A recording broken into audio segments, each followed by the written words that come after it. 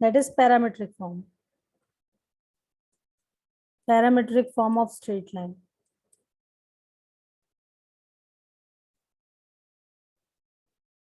ठीक है, देखो पैरामीट्रिक फॉर्म का क्या मतलब हुआ।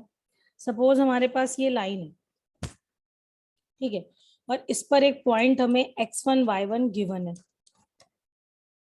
ठीक है, इसका स्लोप हमें गिवन है। ओके, तो हम लाइन की इक्वेशन कैसे लिखते हैं? हम लिखते हैं y minus y one is equal to m times x minus x1, ऐसे ही लिखते हैं। अब एक काम करो, क्योंकि हमें एक स्पेसिफिक फॉर्म पर पहुंचना है विच इज पैरामेट्रिक फॉर्म, मैंने m को लिख दिया sine upon cos, because m is tan theta, और टेन थीटा को मैंने लिख दिया sine theta upon cos theta into x minus x1।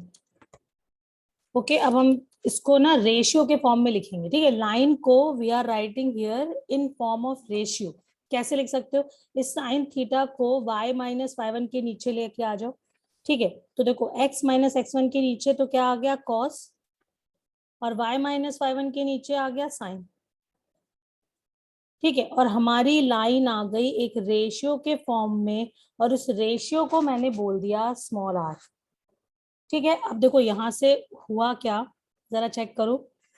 मैंने अगर फर्स्ट को लास्ट से इक्वेट कर दिया, मतलब इसको इससे इक्वेट कर दिया, तो यहाँ से मैं x की वैल्यू क्या मिलेगी? ये जो cos थीटा है वो r से मल्टीप्लाई हो जाएगा, और x1 राइट में जाके ऐड हो जाएगा, तो x हो जाएगा x1 plus r cos theta के बराबर। And when we equate these two, तो हमें y की वैल्यू क्या मिल जाएगी? y1 plus r sine theta के बराबर। ठीक है, ये साइन थीटा r में मल्टीप्लाई हो जाएगा और y1 राइट में जाके ऐड हो जाएगा। ठीक है, this is called parametric form of straight line. ये जो x और y है, और ये r और ये जो थीटा है, देखो थीटा और x1 y1 में तो कोई दिक्कत नहीं है, क्योंकि अगर हमें स्लोप m दिया हुआ है, लाइन का स्लोप अगर हमें गिवन है, मतलब tan थीटा गिवन है, और tan थीटा पता है, तो हम cos थीटा sin थीटा भी लिख सकते हैं। ठीक है, तो ये चीजें तो हो गई गिवन। x1 y1 भी हमें गिवन था। ये जो x और y लिखा है हमने, और ये जो r दिखाई पड़ रहा है, ये हमें पता करना है ये है क्या। ठीक है, अब सपोज मैंने एक पॉइंट ले लिया, ये पॉइंट P था, इसको Q ले लिया। ठीक है, और इसके कोऑर्डिनेट्स ले लिए x, y। ठीक है, अब जरा ध्यान से देखो, अगर मैंने PQ की वैल्यू निकाली, PQ का मतलब क्या होता है? Distance between P and Q। ठीक है, तो कैसे लिखोगे? Root over x2 minus x1 का स्क्वायर। तो x की वैल्यू हम देखो ये वाली डालेंगे, तो ये हो जाएगा x1 plus r cos theta minus x1 का whole square, plus y2 minus y1 का स्क्वायर, तो ये हो जाएगा y1 plus r sine theta minus y1 का होल स्क्वायर। जरा ध्यान से देखो बच्चों, ये y1 गॉन, x1 भी कट गया, हमारे पास क्या बच गया? R square cos square plus r square sine square, तो मैंने आर स्क्वायर को कॉमन ले लिया, और हमारे पास आ गया साइन स्क्वायर कॉस स्क्वायर, ये 1 होता है, और वैल्यू आ गई आर के बराबर। ठीक है, इसका मतलब है कि ये जो PQ है, this is nothing but this distance.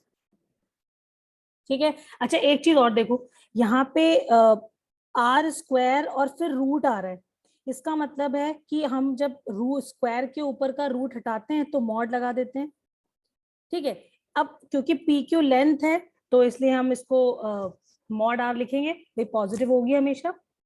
ठीक है, लेकिन अगर तुम पॉइंट की बात करोगे, तो बेसिकली एक पॉइंट हमें यहाँ पर और मिलेगा, जिसको हम बोल रहे हैं Q डैश, और इसके ये भी R डिस्टेंस पर होगा।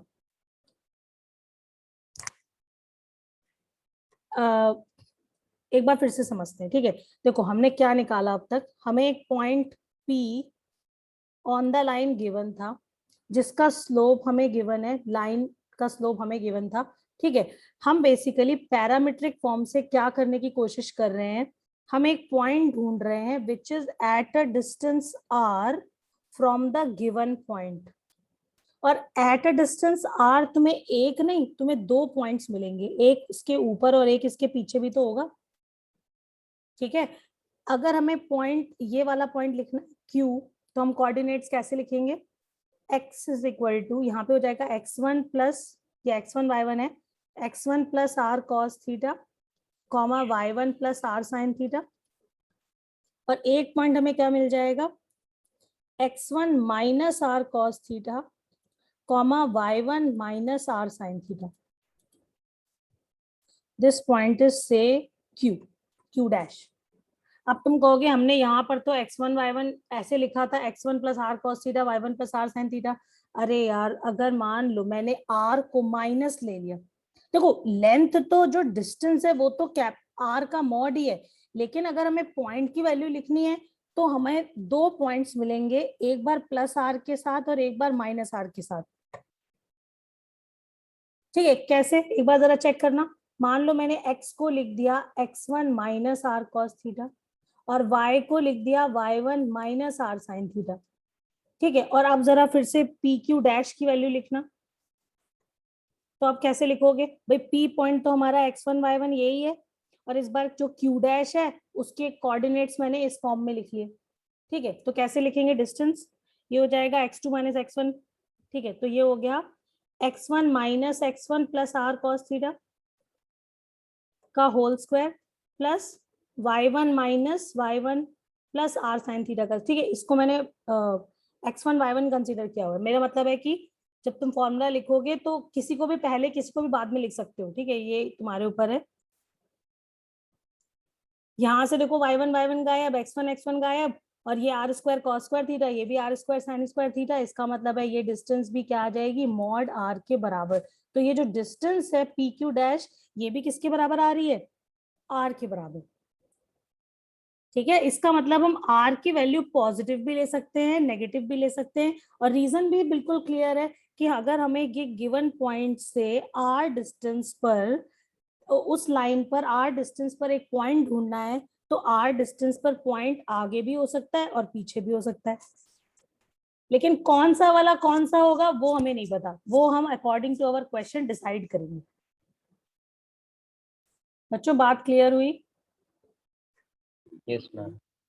कि Yes, अगर ma'am. हमें गिवन पॉइंट x1 y1 है और हमें r डिस्टेंस पर एक दूसरा पॉइंट लिखना है, तो उसके कोऑर्डिनेट्स क्या हो जाएंगे, x1 प्लस और minus cos theta comma y1 plus और माइनस r साइन थीटा के बराबर।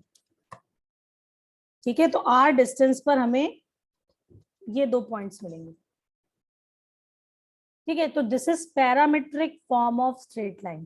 पैरामीट्रिक फॉर्म का मतलब होता है कि ऐसा कोऑर्डिनेट जो बेसिकली किसी एक वेरिएबल के टर्म्स में हो। अब तुम जरा ध्यान से देखो, इसमें r की वैल्यू चेंज करते जाओ और तुम्हें different different points on the straight lines मिलते जाएंगे। ठीक है, r चेंज होता जाएगा, पॉइंट्स मिलते जाएंगे, क्योंकि x1 y1 भी गिवन था और थीटा भी गिवन है। ठीक है, तो अब सपोज एक समझते हैं एक क्वेश्चन से पैरामीट्रिक फॉर्म को और अच्छे से। सपोज एक गिवन पॉइंट है एक लाइन पर 2, -1, और हमें 5 यूनिट डिस्टेंस पर, ये हो गया गिवन पॉइंट, और हमें 5 यूनिट डिस्टेंस पर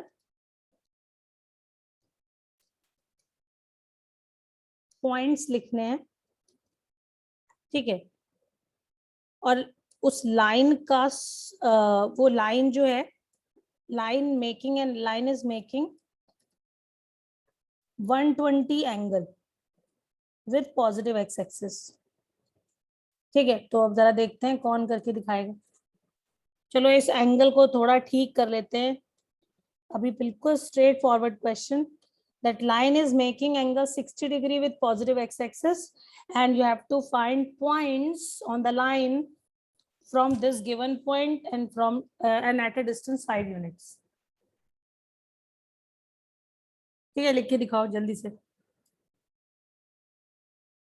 भाई तुम्हारी जो लाइन है that is making an angle 60 degree with positive x axis, यानी कि हमें एक तरीके से स्लोप पता चल गया, tan 60 से मिल जाएगा। ठीक है, वैसे हमें cos थीटा cos 60 sin 60 चाहिए। ठीक है, तो tan 60 पे जाने की जरूरत नहीं है। एनीवे एक पॉइंट हमें गिवन है 2, -1 और 5 यूनिट की डिस्टेंस पर तुम्हें पॉइंट्स चाहिए, तो एक पॉइंट यहाँ पर मिलेगा। अगर ये P है तो एक Q मिलेगा और एक Q डैश मिलेगा। जो दूसरा पॉइंट भी 5 यूनिट डिस्टेंस पर ही होगा। ठीक है, तो बस कैसे लिखना है, x1 कैसे लिखते हैं, x is equal to x1 plus r cos theta plus minus लगा दो, दोनों पॉइंट्स मिल जाएंगे साथ में। और y कैसे लिखते हैं, y1 plus minus r sine theta. ठीक है, तो बस ये x1 y1 हमारे गिवन पॉइंट्स होते हैं। तो 2 plus minus r, r is 5 cos theta मतलब कॉस 60 1/2। एंड दूसरा क्या हो जाएगा, y1 मतलब -1 plus minus r, r is 5 sine 60 which is √3/2। तो क्या आ गया, एक बार 2 प्लस 5/2 करोगे एंड -1 प्लस 5 √3/2 करोगे। एंड दूसरा क्या हो जाएगा, 2 माइनस 5 इंटू 1/2 मतलब 5/2 और -1 माइनस 5 √3/2। ठीक है, एक बार प्लस साइन एक बार माइनस साइन। तो एक पॉइंट क्या आ जाएगा, ये हो जाएगा 4 5 9 9/2 कॉमा -1 प्लस 5 √3/2। जिस फॉर्म में आ रहा है उस फॉर्म में लिख दो। और एक बार कितना हो जाएगा, -1/2 कॉमा -1 माइनस 5 √3/2। ओके, अक्षत आ गया था। हाँ मैम आ गया था। ओके प्रथम, कोई दिक्कत तो नहीं? No ma'am. ओके क्वेश्चन है, फिर से देखो, बहुत simple question. Find the points 26 units from the point 0, 1 on the line 12x plus 5y minus 5 equal to 0। ठीक है, 26 यूनिट की डिस्टेंस पर इस पॉइंट से इस लाइन पर तुम्हें पॉइंट्स ढूंढने हैं। ठीक है, तो जरा चेक करो क्या आएगा आंसर। भाई तुम्हें करना क्या था, 26 यूनिट की डिस्टेंस पर इस पॉइंट से, जिसका जो ये लाइन दी हुई है, इस लाइन पर पॉइंट ढूंढना है।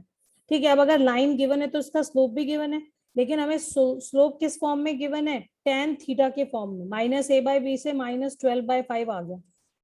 अब प्रॉब्लम क्या है, हमें तो साइन थीटा कॉस थीटा की जरूरत होती है, तो कोई दिक्कत नहीं है। अगर tan थीटा हमें पता है 12 और ये 5 तो ये 13 हो जाएगा। अब सबको इस चीज का यहाँ पर ध्यान रखना था कि अगर tan नेगेटिव आंसर कर रहा है तो इसका मतलब है ये जो एंगल है वो कैसा होगा, ऑब्ट्यूज। क्यों, खुशी होगा या नहीं होगा, तभी तो tan थीटा नेगेटिव हो रहा है। Yes ma'am. और अगर tan theta obtuse angle form कर रहा है, यानी कि सेकंड क्वाड्रेंट में थीटा है, सेकंड क्वाड्रेंट ही तो हुआ 90 से 180 के बीच, तो Yes, सेकंड ma'am. क्वाड्रेंट में cos negative and sine positive answer करता है। तो अगर तुम cos थीटा यूज करोगे तो वैल्यू क्या हो जाएगी, 5/13 with negative sine. And sine theta क्या लोगे, 12/13 विथ पॉजिटिव साइन। इतनी ट्रिग्नोमेट्री तुम्हें पता होनी चाहिए थी। बस अब क्या है, हमें गिवन पॉइंट ये मतलब x1 y1 नहीं पता है, तो x1 plus minus r, r is 26 cos theta मतलब -5/13 comma y1 plus minus r, r is 26 sine theta मतलब 12/13। यहाँ से ये कट गया 2, यहाँ से ये कट गया 2, एक बार पॉइंट मिलेगा -10 और यहाँ से क्या आ जाएगा 1 + 24 मतलब 25। तो एक पॉइंट ये आ जाएगा और एक बार क्या मिलेगा, ये माइनस ये प्लस हो जाएगा तो 10 और कॉमा -24। तो दीज आर द 2 पॉइंट्स। एक मिनट, ये 25 ही हो जाएगा ना, 1 प्लस भी तो हो रहा है।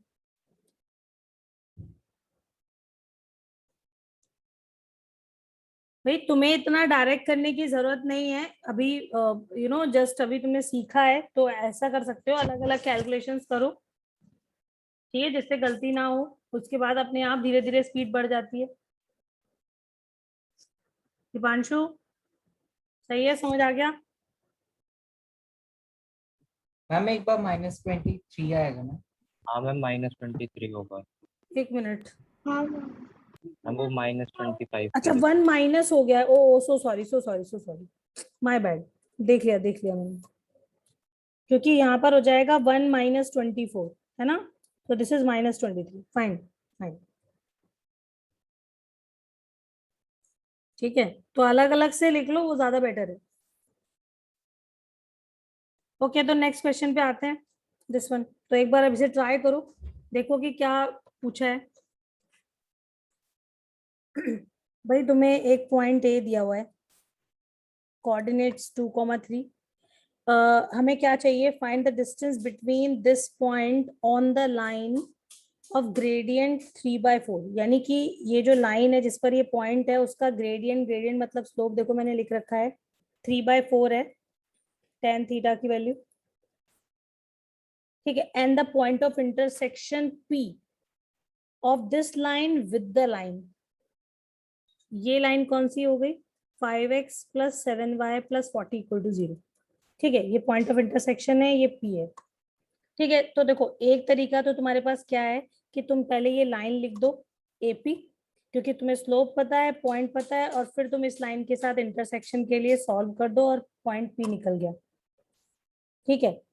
अच्छा, हमें तो डिस्टेंस निकालनी थी ना, हाँ, तो पॉइंट P जैसे ही आया हमने AP से डिस्टेंस फॉर्मूला लगाया और AP वैल्यू आ गई, ठीक है। अब एक और तरीके से करके देख लेते हैं पैरामीट्रिक फॉर्म से, ठीक है। मैंने मान लिया लेट AP इज R, ठीक है।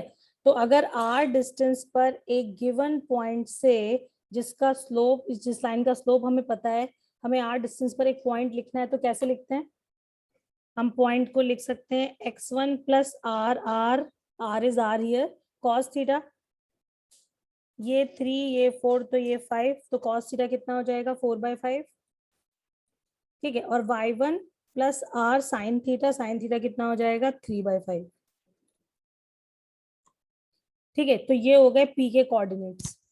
अब जरा ध्यान से देखो, ये जो पॉइंट P है वो हमारी लाइन को सेटिस्फाई करेगा, क्योंकि ये पॉइंट तो इस लाइन पे भी लाई कर रहा है, ठीक है। तो सेटिस्फाई करा दो, तो 5 × x मतलब 2 + 4r/5 + 7 × y मतलब 3 + 3r/5 + 4 = 0। r is the only unknown, r की वैल्यू आ जाएगी। मैम उधर क्वेश्चन में +4 आपने में 40 +40 लिखा है। है। 40 लिखा है तो 40 कर दो, 40 कर दो इसको, ठीक है।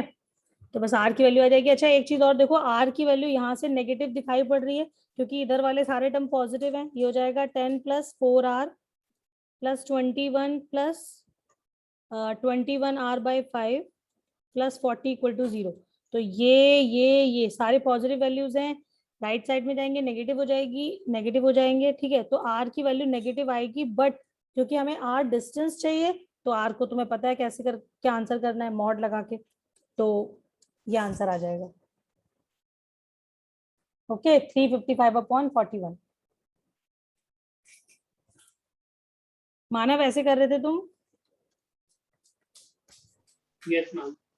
ओके, ठीक है। तो एक मैम और क्वेश्चन करते हैं, हाँ बताओ प्रथम। इसे हम फ्रैक्शन में छोड़ सकते हैं। हाँ हाँ, उसमें क्या है, और वैसे भी ये चीज तुम और मैं डिसाइड नहीं करेंगे, ये तो तुम्हारे अगर ऑप्शन वाला क्वेश्चन है तो जिस फॉर्म में ऑप्शन में दिया होगा उस फॉर्म में तुम्हें लेकर उनकी आना बात पड़ेगा। कर रहा था मैं, जैसे स्कूल में हाँ हाँ होता हाँ, है। नहीं वो तो तुम्हें फ्रैक्शन में छोड़ सकते हो, चलेगा। अब देखो एक जेई आस्क्ड क्वेश्चन करते हैं, हमें पॉइंट्स दिए हुए हैं 1,3 and 5,1 are two opposite vertices of a rectangle.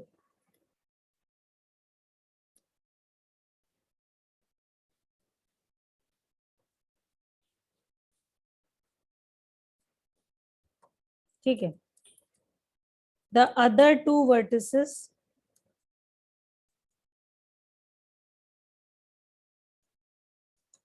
lie on the line y is equal to 2x plus c. तो हमें vertices फाइंड करने हैं, ठीक है। फाइंड द रिमेनिंग vertices, तो चेक करो कैसे निकलेंगे, ठीक है। सब कुछ तुम्हारे पास गिवन है, बस तुम्हें रास्ता ढूंढना है कि कैसे अपने एम तक पहुंचा जाए। चेक करें भाई, हमें रेक्टेंगल के ऑपोजिट वर्टिसेस दिए हुए हैं, ठीक है। तो अब अगर एक ये वर्टेक्स है तो दूसरा यहाँ भी नहीं हो सकता, ना यहाँ पे हो सकता। ऑपोजिट का मतलब तो यही हो गया, क्योंकि ये जो क्रॉस लगाया मैंने ये तो एडजेसेंट हो गए, है ना।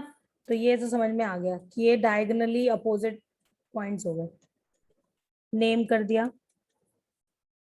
अच्छा, the other two vertices lie on the line, इसका मतलब है जो अदर टू वर्टिसेस है वो इस लाइन पर लाई कर रहे हैं। लाइन की इक्वेशन दी हुई है y is equal to 2x plus c, इसका मतलब हमें इस लाइन का स्लोप मिल गया दैट इज 2। ठीक है, हमें रिमेनिंग वर्टिसेस ही ढूंढने हैं, यानी कि हमें बी और डी के कोऑर्डिनेट्स ढूंढने हैं। ठीक है, तो अब जरा ध्यान से देखो, अगर ये रेक्टेंगल है तो तुम्हें क्या क्या पता है, जो गिवन इंफॉर्मेशन है उसको यूज करना है। ठीक है, तो अब अगर ए और सी पता है तो ये पॉइंट भी निकल जाएगा। अगर ये पॉइंट पी है तो उसके कोऑर्डिनेट्स क्या आ जाएंगे, 1 + 5/2 मतलब 6/2 दैट इज 3, 3 + 1/2 मतलब 2, मिड पॉइंट ऑफ एसी। अब ये मिड पॉइंट तो बीडी का भी है, यानी कि हमें बीडी लाइन पर एक पॉइंट तो मिल गया। अब अगर हमें इसका स्लोप मिल जाए, स्लोप भी गिवन है, स्लोप गिवन है मतलब tan थीटा की वैल्यू पता है, हमें sin थीटा cos थीटा चाहिए होते हैं, तो एक काम करो, ये 2 ये 1 तो ये √5 आ जाएगा। ठीक है, पॉजिटिव है तो सब कुछ पॉजिटिव ही होगा। थीटा अगर tan थीटा पॉजिटिव आंसर कर रहा है मतलब एक्यूट एंगल होगा थीटा। ओके, अब डायगोनल्स की लेंथ भी सेम होती है रेक्टेंगल में, ये पता होना चाहिए। एसी की वैल्यू कितनी है चेक करो, एसी हो जाएगा 5 - 1 मतलब 4, 4 का स्क्वायर 16 एंड 1 - 3 मतलब -2 स्क्वायर तो 4, तो ये कितना आ गया √20 विच इज 2√5। अब इतना ही बीडी होगा।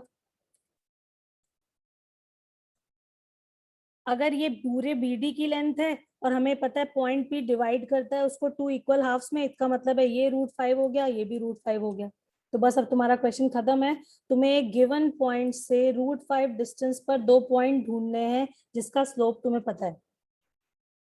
ठीक, कैसे लिखोगे, x1 ± r, r is √5 into cos theta is 1/√5 comma y1 is 2 ± r is √5 into sin theta 2/√5। ठीक है, तो √5 गॉन, यहाँ से भी कट गया। एक बार 3 + 1 करेंगे तो 4, यहाँ से 2 + 2 करोगे तो 4, और दूसरी बार 3 - 1 करोगे तो 2 एंड 2 - 2 करोगे तो 0। तो these are the 2 points, other 2 vertices. Deepanshu okay?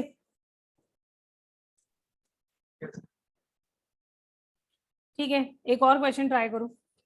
Ma'am word से इधर उधर हो जाए तो चलता है वो? ऑर्डर में लिखोगे बस, ABCD। अच्छा, तो मेरा ऑर्डर गलत है ना मतलब? तुम्हारा ऑर्डर गलत है? नहीं, ठीक तो है, उसमें क्या फर्क पड़ता है। मान लो तुमने A से बोल दिया, B से बोल दिया, तो तुम कहोगे B यहाँ पर आ गया, उससे कोई फर्क नहीं पड़ता। वो तो तुम अगर ड्रॉ कर रहे हो तब तुम्हें थोड़ा सोच के ड्रॉ करना पड़ेगा, अदरवाइज तो ठीक है। अच्छा, हमसे वर्ड जो पूछा है वो हमने बता दिया। ठीक है, ओके। मैम ये वाला एक और बार एक्सप्लेन कर दो। कहाँ पे, कौन सा वाला पार्ट? भाई देखो, तुमने क्या किया, सबसे पहले तो तुमने ये, तुम्हें A और C था गिवन था, ये तुम्हें पता होना चाहिए कि अपोजिट वर्टिसेस कौन कौन से हो गए। अब इसका मिड पॉइंट हम निकाल सकते हैं क्योंकि ये इक्वल है, और तुम्हें ये भी पता है कि इन दोनों का भी मिड पॉइंट सेम ही होगा क्योंकि डायगोनल्स हैं तो intersect at this point only, diagonal bisect each other and they are concurrent also. ठीक है, तो जितनी लेंथ AC की है उतनी BD की होगी, क्योंकि रेक्टेंगल है तो डायगोनल्स की लेंथ भी सेम। ठीक है, तो with the help of A and C हम मिड पॉइंट ऑफ AC निकाल सकते हैं। वो हमें एक ऐसा पॉइंट मिल जाएगा जो AC एंड BD दोनों पर है। हमें पॉइंट P मिल गया, उसके बाद हमने AC की लेंथ निकाल ली, वही BD की भी लेंथ होगी, और उससे हमें क्या पता चल गया कि BP कितना है, और जितना BP है उतना ही DP भी है। ओके चिंत्य? Yes ma'am. फिर बस तुमने with the help of slope of this line जो हमें गिवन थी, हमने sin थीटा cos थीटा निकाल लिया ट्रायंगल से, और फिर हमने फॉर्मूला यूज कर लिया, पैरामीट्रिक फॉर्म यूज कर ली, x1 ± r cos theta, y1 ± r sin theta. ठीक है, यस मैम। तो अपने दिमाग में ये चीज क्लियर रखो कि अगर ये गिवन पॉइंट है तो हम, और हमें इस लाइन का स्लोप गिवन है, तो हम r डिस्टेंस पर पॉइंट्स लिख सकते हैं, हमें 2 पॉइंट मिलेंगे और वो क्या क्या हो जाएंगे, एक हो जाएगा x1 plus r cos theta comma y1 plus r sine theta, और दूसरा पॉइंट क्या हो जाएगा x1 minus r cos theta comma y1 minus r sine theta.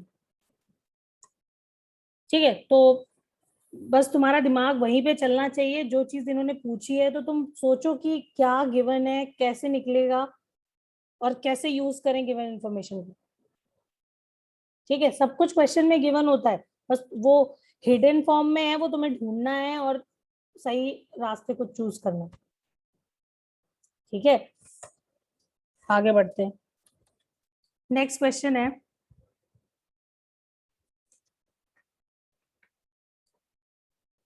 a line is such that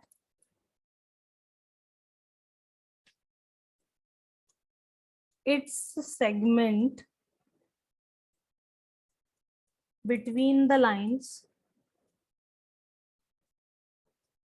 5x minus y plus 4 equal to 0 and 3x plus 4y minus 4 equal to 0 is bisected at the point 1,5। हमें उस line की equation चाहिए, obtain it's equation. बच्चों ये question JEE में भी आ चुका है और ये तुम्हारी एनसीईआरटी की मिसलेनियस का एग्जाम्पल है। क्वेश्चन बहुत इंपॉर्टेंट है, स्कूल टीचर्स भी बहुत पूछते हैं ये क्वेश्चन। ठीक है, तो अब हम इसको देखो कैसे पैरामीट्रिक फॉर्म से सॉल्व करेंगे, तो छोटा भी होगा और आसान भी दिखेगा। ध्यान से देखो इसमें क्या क्या गिवन है, ये मैं कराई देती हूँ। ठीक है भाई, तुम्हें एक लाइन है जिस कैसी है, such that it's segment between the lines. ये दोनों लाइंस को ध्यान से देखो, ना तो ये पैरेलल है और ना तो ये परपेंडिकुलर है। ठीक है, तो एक लाइन हमने ऐसे बना ली और एक लाइन मैंने ऐसे बना ली। ठीक है, लाइन लिख भी देते हैं। One is 5x minus y plus 4 equal to 0 and the other is 3x plus 4y minus 4 equal to 0। ठीक है, अब एक लाइन है जो जिसका सेगमेंट इन दोनों लाइंस के बीच में बाइसेक्ट हो रहा है इस पॉइंट पर। मतलब क्या हुआ, मान लो ये लाइन मैंने ले ली, ठीक है, और उसका सेगमेंट बिटवीन द लाइंस का मतलब क्या हो गया, they are talking of this part of the line. ठीक है, जो बाइसेक्ट हो रहा है एट 1,5। हमें इस लाइन की इक्वेशन चाहिए, equation of this line. Question clear है बच्चों, पढ़ लो एक बार।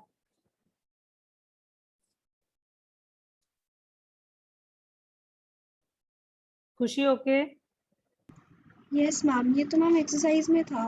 हाँ And ये मिसलेनियस में मिलेगा तुम्हें, मिसलेनियस में था एग्जाम्पल में। ठीक है, उन्होंने देखो पैरामीट्रिक फॉर्म मैंने बताया था एनसीईआरटी बुक में नहीं दी हुई है, तो उन्होंने अपने नॉर्मल तरीकों से किया है, लेकिन उससे थोड़ा बड़ा हो जाता है, हम इसे पैरामीट्रिक से करेंगे। ठीक है, यस मैम। वैसे अगर ये स्कूल में आ जाएगा तो तुम पैरामीट्रिक फॉर्म स्कूल में यूज नहीं कर सकते बच्चों, सुन रहे हो? मैम तो कौन सा करना है? कौन सा करना है? भाई देखो दोनों ही तरीके करने पड़ेंगे, क्योंकि ये मैम बस मैं important पैरामीट्रिक तो फॉर्म बहुत है। यूज किया, मेरा तो गलत नहीं हुआ था, सर ने बोला ठीक है वाला। तुमने पैरामीट्रिक यूज किया था? हाँ यार देखो डिपेंड करता है सामने वाला टीचर कैसा है। अगर उसको आता होगा तो वो सही कर देगा, अगर उसे लगेगा ये क्या लिख दिया तो वो काट भी देगा। मैम इस बार तो ऑब्जेक्टिव है। ऑब्जेक्टिव है पक्का? यस मैम, हमारे स्कूल में तो ऑब्जेक्टिव ही। तो फिर ऐसे ही करते हैं, पैरामीट्रिक से करते हैं फिर तो इसको। ओके एवरीवन, सबके यहाँ ही होगा ना सेम पैटर्न? मैम, वैसे ऑब्जेक्टिव बोल के ना सब्जेक्टिव भी डाल रहे हैं, एक बारी कंफर्म कर ले भाई। ठीक है कोई नहीं, अब तो हम पैरामीट्रिक से ही करेंगे। ठीक है, पैरामीट्रिक से करते हैं इसे। अब एक काम करते हैं, साथ में करते हैं। ठीक है, तो हमें ये दो लाइंस दी हुई थी और इसके बीच में एक लाइन है जिसका सेगमेंट बाइसेक्ट हो रहा है eight the point P which is 1,5 और हमें ये लाइन चाहिए। ठीक है, तो एक क्या क्या करा जाए, भाई ये डिस्टेंस और ये डिस्टेंस इक्वल दी हुई है, ठीक है। तो मैंने क्या किया, इस लाइन का स्लोप कंसीडर कर लिया tan थीटा। भाई अगर हमें L लिखना है तो L लिखने के लिए पॉइंट चाहिए, स्लोप चाहिए, ठीक है। और पॉइंट हमें ऑलरेडी गिवन है, हमें स्लोप नहीं पता, स्लोप हमें निकालना है, तो हमने कंसीडर कर लिया let the slope of this line is tan theta. Okay, तो अब जहां पर भी हमें जरूरत पड़ेगी cos थीटा की, sin थीटा की, तो हम उसको sin थीटा cos थीटा ही लिखते रहेंगे, ठीक है। थीटा हमें एक तरीके से ढूंढना है। ओके, तो शुरू करो। आर डिस्टेंस पर we can have 2 points from P, ठीक है। एक पॉइंट हमें ए मिल जाएगा और दूसरा बी मिल जाएगा।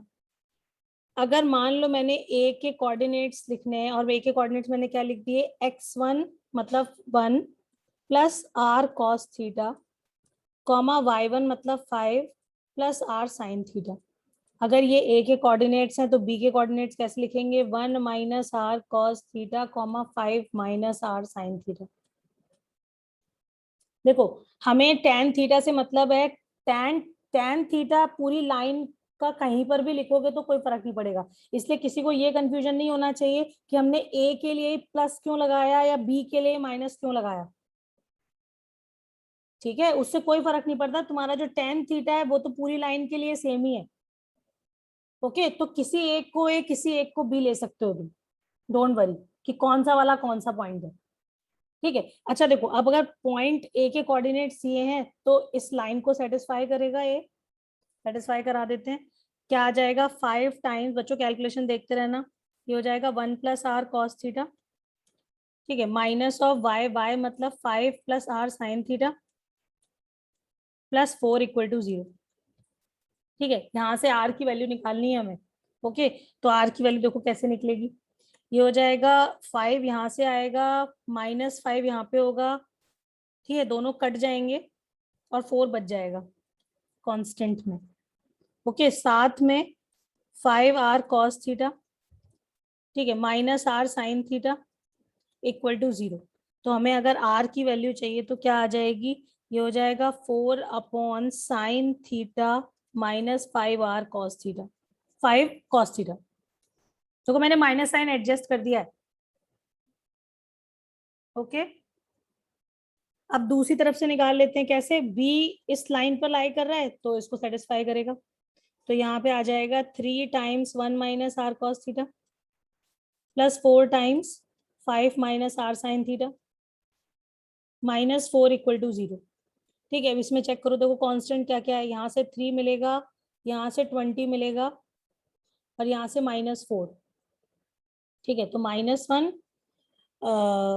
ये हो गया, इन दोनों को साथ में लेके, और 20 तो 19, ठीक है। उसके साथ माइनस का 3r कॉस थीटा माइनस का 4r sign theta equal to 0।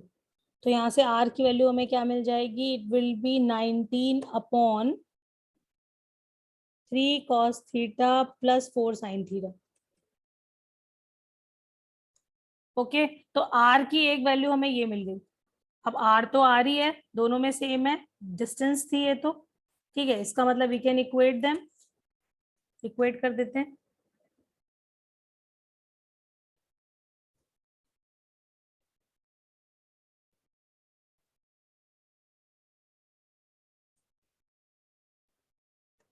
Four upon sine theta minus 5 cos theta is equal to 19 upon 3 cos theta plus 4 sine theta.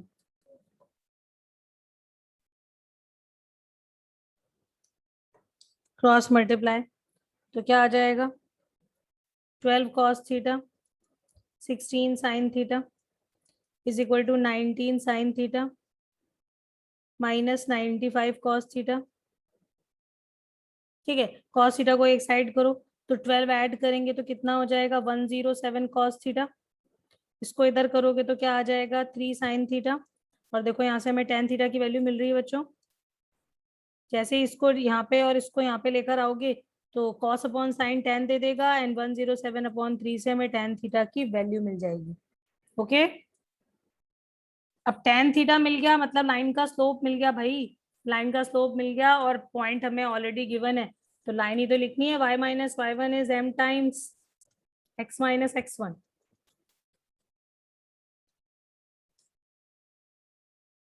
ठीक है, और अगर तुम इसको नॉर्मल तरीके से करते हो तो ये तुम अगर एनसीईआरटी की बुक में देखोगे तो ये 1 पेज का क्वेश्चन दिया हुआ है, 1.5 पेज का रादर। मैम एक बार थोड़ा सा जूम कर दो। हाँ हाँ,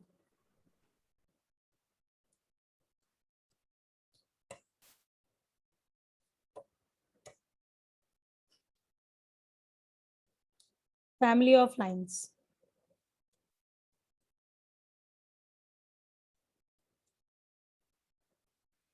देखो फैमिली ऑफ लाइंस का क्या मतलब है, हमें सपोज 2 लाइंस गिवन है, ये गिवन लाइंस है a1x b1y c1 equal to 0 and second line is a2x b2y plus c2 equal to 0। ठीक है, ये दोनों लाइंस कैसी हैं, एक मैंने लिख दी L1 इक्वल टू 0, बार बार इतना बड़ा बड़ा नहीं लिखेंगे हम, एक ले ली मैंने L2 इक्वल टू 0। ठीक है, अब जरा ध्यान से देखो, ये जो पॉइंट ऑफ इंटरसेक्शन है ऑफ दीज 2 लाइंस, हम यहां से कितनी लाइंस पास करा सकते हैं? तुम्हें सबको पता है कि एक पॉइंट से we can draw infinitely many lines. ठीक है, और ये सारी लाइंस को हम किस तरह से लिख सकते हैं? इन दोनों की हेल्प से we will write this whole family. जितने पर्पल कलर से तुम ये इनफाइनाइटली मेनी लाइंस देख रहे हो, तुम इन सबको लिख सकते हो कैसे? L1 plus lambda L2 equal to 0, जहां पर लैम्डा क्या है? Any real number. लैम्डा तुम चेंज करते जाओगे और तुम्हें डिफरेंट डिफरेंट लाइंस मिलती जाएंगी ऑफ दिस फैमिली। ठीक है, तो बेसिकली हमने क्या लिख दिया, हमने वो फैमिली लिख दी जो कि पास हो रही है point of intersection of 2 given lines. ठीक है, मान लो ये इन दोनों का पॉइंट ऑफ इंटरसेक्शन है और इसको मैंने x1 y1 बोल दिया। ठीक है, तो भाई x1 y1 तो इसको भी सेटिस्फाई करेगा और इस लाइन को भी सेटिस्फाई करेगा। अब तुम यहाँ पे लैम्डा की कोई भी वैल्यू डालते जाओ तो तुम्हें क्या दिखाई पड़ रहा है? Left hand side right hand side के बराबर है, यस और नो, है ना? इसलिए हमने पूरी फैमिली को इस फॉर्म में लिखा है, क्योंकि इस फैमिली की जो भी लाइन होगी वो x1 y1 से पास हो रही है। ठीक है भाई, सबके दिमाग में ये आता है कि हमने फैमिली को, पूरी फैमिली को ऐसे ही क्यों लिखा? ऐसे इसलिए लिखा क्योंकि ये एक्सप्रेशन वैलिड है, लैम्डा की हर वैल्यू के लिए ये एक्सप्रेशन वैलिड है। ठीक है, और अगर तुम्हें पर्टिकुलर लाइन चाहिए तो तुम लैम्डा चेंज करते जाओ और तुम्हें लाइंस मिलती जाएंगी। ओके, तो this is the equation of family of lines. इसको मैं एक बार उस फॉर्म में भी लिख देती हूँ। हमारी L1 लाइन क्या थी? a1x b1y plus c1 lambda times a2x b2y plus c2 equal to 0। Okay, तुम x के टर्म्स को एक साथ करो, y के टर्म्स को एक साथ करो, कॉन्स्टेंट्स को एक साइड करो। ठीक है, तो तुम्हें लाइन फिर से इसी फॉर्मेट में मिलेगी। मतलब ऐसा नहीं कि हमारा जो लाइन का इक्वेशन है वो चेंज हो जाएगा, नहीं, उसमें एक टर्म x का, एक टर्म y का, दोनों linear in x and y, और एक कांस्टेंट, ज्यादा से ज्यादा एक कांस्टेंट और। तो बस ऐसा ही फॉर्म हमें मिलेगा when you simplify this. Simplify मतलब टर्म्स को, लाइक टर्म्स को एक साथ करोगे। ठीक है, अच्छा अब देखो क्वेश्चन कैसे आते हैं। क्वेश्चन है,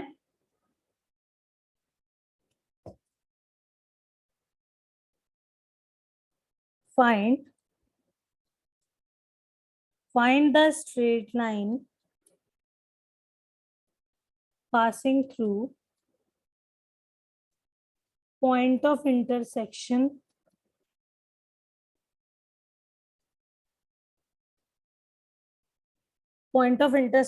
of 2x plus 3y plus 5 equal to 0 and 5x minus 2y minus 16 equal to 0 and through the point -1, 3। तो देखो तुमसे क्या पूछा है, हमें वो लाइन चाहिए जो इन दोनों लाइंस के पॉइंट ऑफ इंटरसेक्शन से पास हो, ठीक है, और इस पॉइंट से भी पास हो। मतलब हमें वो पर्टिकुलर लाइन चाहिए जो -1,3 से पास हो। अब देखो point of intersection of these two lines का क्या मतलब हुआ, we can write whole family by this statement. कैसे, 2x + 3y + 5 + lambda times 5x - 2y - 16 = 0। बच्चों यहाँ पर भी कोई कंफ्यूजन की बात नहीं है, तुम इस लाइन को यहाँ पर, इस लाइन को यहाँ पर, कहीं पर भी लिख सकते हो, ठीक है। ऐसा नहीं है कि पहली लाइन है तो पहले ही प्लेस पे आए, सेकंड लाइन है तो सेकंड प्लेस पर ही आए, ऐसा कुछ नहीं है, ठीक है। तुम किसी भी तरीके से यहाँ पे लिख सकते हो, ठीक है। तो अगर मैंने ये लिख दी पूरी फैमिली, अब हमें इस पूरी फैमिली की वो पर्टिकुलर लाइन चाहिए जो -1,3 से भी पास हो, ठीक है। तो बस अब तुम्हें क्या करना है, लैम्डा की वैल्यू निकालने के लिए तुम्हें ये इंफॉर्मेशन दी हुई है, तो हम क्या करेंगे, अपनी इस पूरी फैमिली की वो लाइन ढूंढनी है हमें जो -1,3 को सेटिस्फाई करे, ठीक है। तो बस x के जगह पे -1 और y की जगह पे 3 डालो एंड गेट लैम्डा। जैसे ही लैम्डा आ जाएगा, लैम्डा को वापस यहाँ पे डाल देना, तो हमें पर्टिकुलर लाइन मिल जाएगी। क्यों मानव, समझ में आ गया? Yes ma'am. ठीक है, तो बस एक बार पुट करके देख लेते हैं। बल्कि एक काम करो, तुम लोग निकालो इसका आंसर, तुम लोग निकालो और बताओ क्या आ रहा है।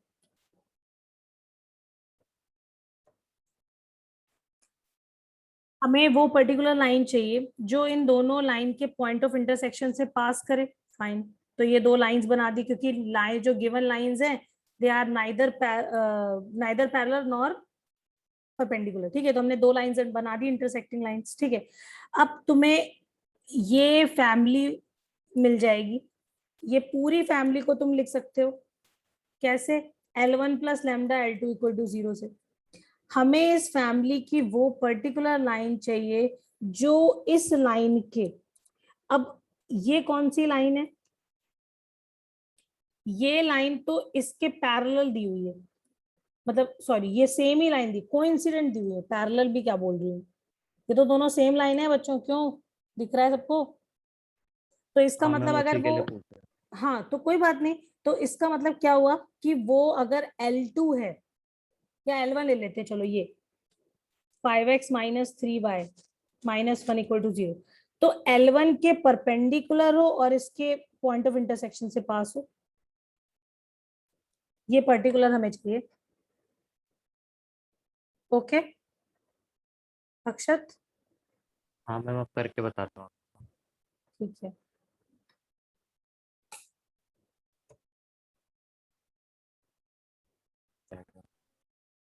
अच्छा कर तो ऐसे रहे हो ना, एक बार चेक कर लो। पहले तो तुमने लाइन ऑफ इंटरसेक्शन से, basically point of intersection of these two lines से पास होने वाली पूरी फैमिली को लिखना था, तो कैसे लिखेंगे, 5x - 3y - 1 + lambda times 2x + 3y - 23 = 0, ठीक है। अब हमें इस फैमिली की, ये पूरी फैमिली तुमने लिख दी है, इसको तुम चाहे ऐसे लिख लो, it will be 5 + 2 lambda times x, y के साथ क्या आएगा, -3 + 3 लैम्डा टाइम्स y, और कांस्टेंट क्या मिलेगा, -1 - 23 लैम्डा = 0। हमें अब वो लाइन चाहिए इस फैमिली की जो इस लाइन के परपेंडिकुलर हो। इस लाइन का स्लोप कितना है, 5/3, ठीक है। तो इसके परपेंडिकुलर लाइन का स्लोप कितना हो जाएगा, -3/5। इसका मतलब है हमें यहाँ से स्लोप कितना मिल जाएगा, इस लाइन का स्लोप -5 + 2 लैम्डा अपॉन -3 + 3 लैम्डा, ठीक है। हमें इस लाइन के परपेंडिकुलर लाइन चाहिए थी, तो मैंने इसका स्लोप लिखा, इसके परपेंडिकुलर लाइन का स्लोप निकाला -3/5, और फिर इस लाइन के स्लोप से इक्वेट कर दिया। माइनस माइनस दोनों तरफ से गॉन, क्रॉस मल्टीप्लाई करो, get lambda from here, -9 + 9 lambda, right side में 25 + 10 लैम्डा, ठीक है। लैम्डा को इधर ले लो तो लैम्डा आ गया, इसको इधर ले लो तो माइनस का 34 आ जाएगा, तो लैम्डा की वैल्यू आ गई. Now put the value of lambda here. 5x minus, बल्कि इसमें रख दो तो और अच्छी बात है. तो ये हो जाएगा 5 + 2 इंटू लैम्डा. तो कितना हो जाएगा? 2 इंटू 34 68 होता है ना. तो -68, 5 - 68 टाइम्स x प्लस -3 माइनस, अब 3 से मल्टीप्लाई करोगे तो ये हो जाएगा 102. तो माइनस का 102 y -1 -23 इंटू -34. अभी यहाँ पे थोड़ा सा कैलकुलेशन और है, इक्वल टू 0. ठीक है, तो ये कितना हो जाएगा? -63x -105y, और ये कितना हो जाएगा? 2334 मल्टीप्लाई करेंगे तो ये 12 1 8 और 9 17 18 का 8 1 6 और 1 7 782. ये प्लस आ जाएगा, और -1 करोगे तो ये आ जाएगा प्लस का 781 इक्वल टू 0. तो this is the required line. थोड़ा सा गंदा आ रहा है, लेकिन ठीक है, वो तो जाएगा ही. आगे बढ़ते हैं बच्चों, बोर कर दिया तुम लोगों ने. क्वेश्चन है, अब देखो जेई में किस तरह के क्वेश्चन आते हैं, जरा उस पर भी नजर डालते हैं. ठीक है, फैमिली के क्वेश्चन और कैसे बन सकते हैं. Show that the straight line a - 1 times x plus 2a + 3 times y plus 2 - a equal to 0 for different values of a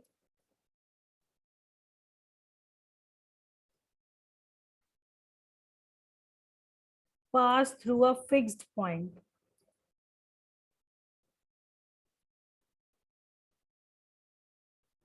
Find that point.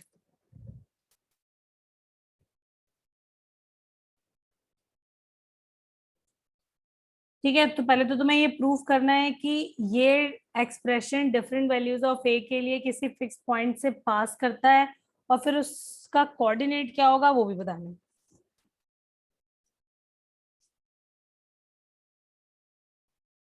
Okay, तो शुरू करें. तो मैं जरा एक करके दिखा देती हूँ, या किसी के दिमाग में कुछ आइडिया आ रहा है? भाई देखो, सीधी सी बात है, इस लाइन को हम कैसे लिखेंगे? हाँ खुशी कुछ कह रहे हो? No ma'am. नहीं, ओके.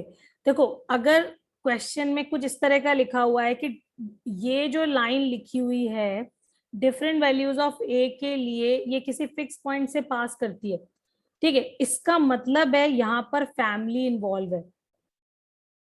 कैसे? जरा ध्यान से देखो. हमने अगर ए को कॉमन लो, पहले ए को अगर तुम कॉमन लेते हो तो अंदर तुम्हें क्या मिलेगा? x मिलेगा. सेकेंड टर्म से 2y मिलेगा, और कांस्टेंट से -1 मिलेगा. ठीक है, अब साथ में बाकी सारे टर्म्स को एक साथ करो तो -x बच गया पहले टर्म से, 3y बच गया दूसरे टर्म से, और कांस्टेंट से 2 बच गया equal to 0. Now can you see कि ये हमारा वही फॉर्म आ गया. अब इसको यहाँ पे लिख दो, अगर तुम्हें L1 + lambda L2 equal to 0 के फॉर्म में देखना है ऐसे, तो लैम्डा के प्लेस पर a है, क्या फर्क पड़ता है? अब a की वैल्यूज चेंज करते जाओ और तुम्हें क्या मिलता जाएगा? इन दोनों लाइंस के पॉइंट ऑफ इंटरसेक्शन से पास होने वाली पूरी फैमिली. ठीक है, यानी ये पूरी फैमिली किससे पास हो रही है? इस फिक्स्ड पॉइंट से पास हो रही है. ये पॉइंट क्या है? Point of intersection of these two lines. जो दीपांशु है या नहीं है? तो a की वैल्यू हम चेंज करते जाएंगे. देखो, इसीलिए इन्होंने लिखा है कि show that straight lines this, ये स्ट्रेट लाइंस कर लो यहाँ पे, straight lines this for different values of A pass through a fix point. तो ये सारी स्ट्रेट लाइंस a की वैल्यू चेंज करते जाओगे और एक फिक्स पॉइंट से पास होंगी, और वो पॉइंट हमें कहाँ से मिलेगा? वो इन दोनों के इंटरसेक्शन से मिलेगा. तो सॉल्व देम, सॉल्व करो इसको. एक बार ऐड कर देंगे, ऐड करेंगे तो क्या आएगा? 5y +1 इक्वल टू 0, तो y की वैल्यू आ गई -1/5। अब x निकालना है तो ये हो जाएगा 1 - 2y, तो ये हो जाएगा +2/5, तो ये हो जाएगा 7/5। ठीक है, तो पॉइंट हमें क्या मिल गया 7/5, -1/5। ठीक है, तो this is that fix point जो हमें निकालने के लिए कहा जा रहा था। अब बच्चों इसको करने का मैं तुम्हें बताती हूँ एक शॉर्टकट तरीका। ठीक है, कैसे? भाई तुम्हें ये लाइन दी हुई है, ये लाइन नहीं दी हुई है, ये लाइंस दी हुई है। ए की डिफरेंट डिफरेंट वैल्यूज के लिए ये लाइन चेंज होती जाएगी। यस, यानी कि तुम्हें पूरी की पूरी फैमिली दी हुई है। ठीक है, अब हमें वो फिक्स पॉइंट ढूंढना है, यानी कि हमें तो यहाँ से क्या ढूंढना है, एक्स एंड वाई की वैल्यूज ढूंढनी है। अब अगर एक्स और वाई की वैल्यू तुम्हें ढूंढनी है तो हम क्या कर सकते हैं भाई, ए की डिफरेंट वैल्यूज का मतलब है कि तुम ए को कुछ भी कंसीडर कर सकते हो। ठीक है, तो एक काम करते हैं, अगर हमें एक्स वाई तक ही पहुंचना है तो एक बार ए की ऐसी वैल्यू ले लो जिससे वाई का कोफिशिएंट 0 हो जाए, और एक बार एक्स ए की ऐसी वैल्यू ले लो जिससे एक्स का कोफिशिएंट 0 हो जाए और वाई की वैल्यू आ जाए। व्हाट आई मीन इज कि डायरेक्टली तुम इसमें क्या करो, एक बार ए को ले लो 1, जैसे ए 1 लोगे, जरा ध्यान से देखो बच्चों, ए का एक्स का कोफिशिएंट गायब है ना, और ए 1 रखोगे तो y का कोफिशिएंट, y का जो साथ में कोफिशिएंट लिखा हुआ है क्या हो जाएगा 5y, और साथ में क्या आ जाएगा 2 - 1 से +1 इक्वल टू 0। तो देखो y की वैल्यू क्या आ जाएगी -1/5। देखो हमारे पॉइंट में -1/5 आ रही है। अब a को कुछ और ले लो, ऐसा लो जिससे y का कोफिशिएंट गायब हो जाए, अब तो x की वैल्यू आ जाएगी। तो ठीक है, तो a को मैं ले लेती हूँ -3/2। ठीक है, तो अब क्या आ जाएगा -3/2 - 1, -3/2 - 1 टाइम्स x, y का कोफिशिएंट गायब, +2 माइनस ऑफ ए कितना है, माइनस में है तो ये प्लस हो जाएगा, और इक्वल टू में 0। ठीक है, ये कितना हो गया -5/2x, ये कितना हो गया 7/2 इक्वल टू 0। 2 को तो मल्टीप्लाई कर दिया और x की वैल्यू कितनी आ गई 7/5। देखो x आ रहा है 7/5। तो आसान तरीका है या नहीं, बताओ भाई मानव, समझ में आ गया?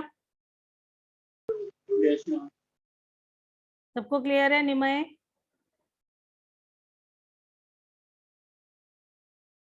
नम्रता, समझ आ गया? Yes, ma'am. Okay, show that straight lines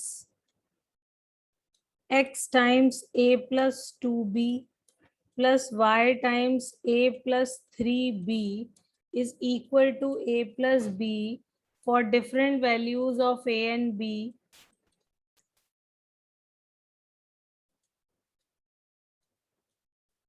pass through a fixed point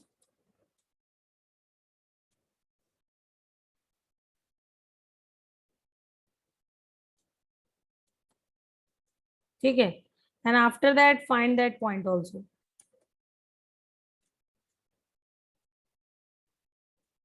same question. ठीक है, तो चेक करो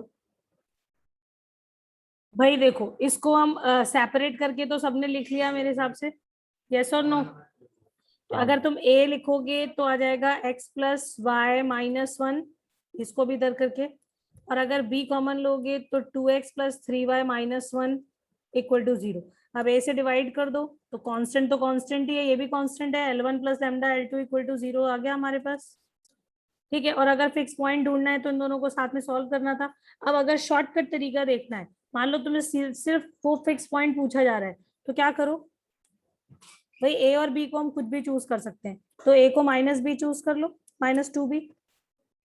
अगर ए को -2b डालोगे देखो ये गायब हो जाएगा, है ना, ये वाला टर्म गायब, यहाँ पे कितना आ जाएगा, ये आ जाएगा y के साथ -2b + 3b, तो b बचेगा, और राइट साइड में -2b + b इज -b, तो y की वैल्यू क्या आ गई -1, यही आ रही है ना। दूसरा a इज इक्वल टू एक बार -3b चूज कर लो, -3b + 2b तो -bx आ जाएगा, ये टर्म गायब हो जाएगा और राइट साइड में क्या आ जाएगा -3b + b which is -2b, तो b गायब, माइनस माइनस गायब, तो x is 2, तो 2, -1 इज दैट फिक्स पॉइंट। समझ गए? ओके एक बार बताना फिर से। अरे तो मैंने a और b को बस कुछ ऐसा चूज कर लिया जिससे एक बार x निकल गया, एक बार y निकल गया। भाई a और b को तुम कुछ भी चूज कर सकते थे, क्यों ए अभिनव? को बी की टर्म्स में भी चूज कर सकते हैं। हाँ, व्हाई नॉट। a जितना भी है या फिर ऐसे समझ लो b जितना भी है, a उसका क्या है -2 टाइम्स है, क्योंकि लेफ्ट और राइट दोनों से वो कट जा रहा है, तो फिर कोई फर्क ही नहीं पड़ रहा। मेरा मतलब है तुम्हें डायरेक्ट y और x की वैल्यू मिल जाएगी। Okay ma'am. ठीक है,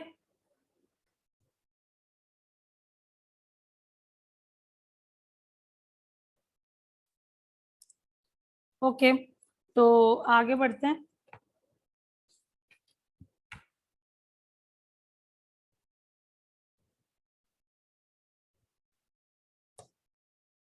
देखो बच्चों, है क्या, अगर हमारे पास से लिखा हुआ है ax + by + c = 0। अब सबको पता है ये स्ट्रेट लाइन की इक्वेशन लिखी है जनरल फॉर्म में, है ना? क्या ये एक लाइन की इक्वेशन है, या हम ये कह सकते हैं ये लाइंस लिखी हुई हैं, लाइंस लिखी हुई हैं, यस और नो? भाई तुम a b c पर कुछ कुछ कंडीशंस लगाते जाओ, कुछ कुछ वैल्यूज देते जाओ, और तुम्हें कभी ये लाइन, कभी ये लाइन, कभी ये लाइन, कभी ये लाइन, कभी ऐसी हर तरह की लाइन मिलती जाएंगी। ठीक है, लेकिन अगर मैंने इस पर एक लगा दी कंडीशन, किस पर? a b c की वैल्यूज पर। मान लो मैंने कंडीशन लगा दी कि a + b + c का सम 0 आए, ठीक है, तब हमें क्या मिल जाएगा? तब हमें मिल जाएगी family of lines passing through point of intersection of 2 given lines. ठीक है, कैसे, जरा ये भी चेक कर लेते हैं। देखो, एक लाइन तो मैंने क्या ली थी, ax + by + c = 0, ये तो बहुत सारी लाइंस को रिप्रेजेंट कर रही थी। अब मैंने क्या किया था, abc पर एक कंडीशन लगा दी, तो मैंने क्या बताया कि अब ये फैमिली को रिप्रेजेंट कर रहा है, ये दोनों कंबाइंड एक्सप्रेशन। कैसे? यहां से जरा c की वैल्यू निकालो तो क्या आ जाएगी, -a + b, और इस c को उठा के लाइन में डाल दो। ठीक है, क्या हो जाएगा, ax + by, और ये हो जाएगा a + b = 0। c के प्लेस पर मैंने a + b डाल दिया। ठीक है, अब जरा इसको a को कलेक्ट करो तो क्या आएगा, x - 1, b को कलेक्ट करेंगे तो y - 1 = 0, a को डिवाइड कर दो तो x - 1 + b/a टाइम्स y - 1 = 0। कुछ दिखाई पड़ रहा है बच्चों? आ गई ना फैमिली? फिर से हमें वो फैमिली मिल रही है जो x = 1, क्योंकि इन दोनों का पॉइंट ऑफ इंटरसेक्शन क्या हो जाएगा, x = 1 एंड y = 1। होगा या नहीं होगा? और हमें वो सारी लाइंस मिलेंगी जो इन दोनों लाइंस के पॉइंट ऑफ इंटरसेक्शन से पास हो रही है।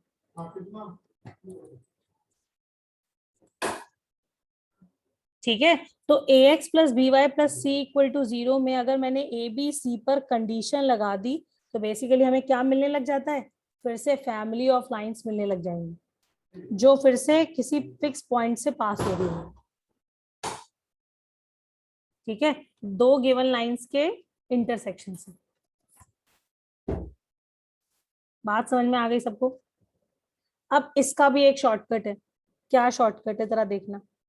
अगर तुम्हारे पास लाइंस इस फॉर्मेट में लिखी हुई हैं, किस फॉर्म में, जिनका c का कोफिशिएंट मतलब जो कांस्टेंट टर्म है दोनों में एग्जैक्टली सेम है, तो हमें कुछ नहीं करना, हमें जो फिक्स पॉइंट है वो डायरेक्ट मिल सकता है। कैसे? बस चेक कर लो कि x के प्लेस पर इस लाइन में क्या लिखा हुआ है, 1, और y के प्लेस पर इस लाइन यहाँ पे क्या लिखा हुआ है, 1, तो दैट फिक्स पॉइंट इज 1, 1, और देखो तुम्हें वही मिल रहा है।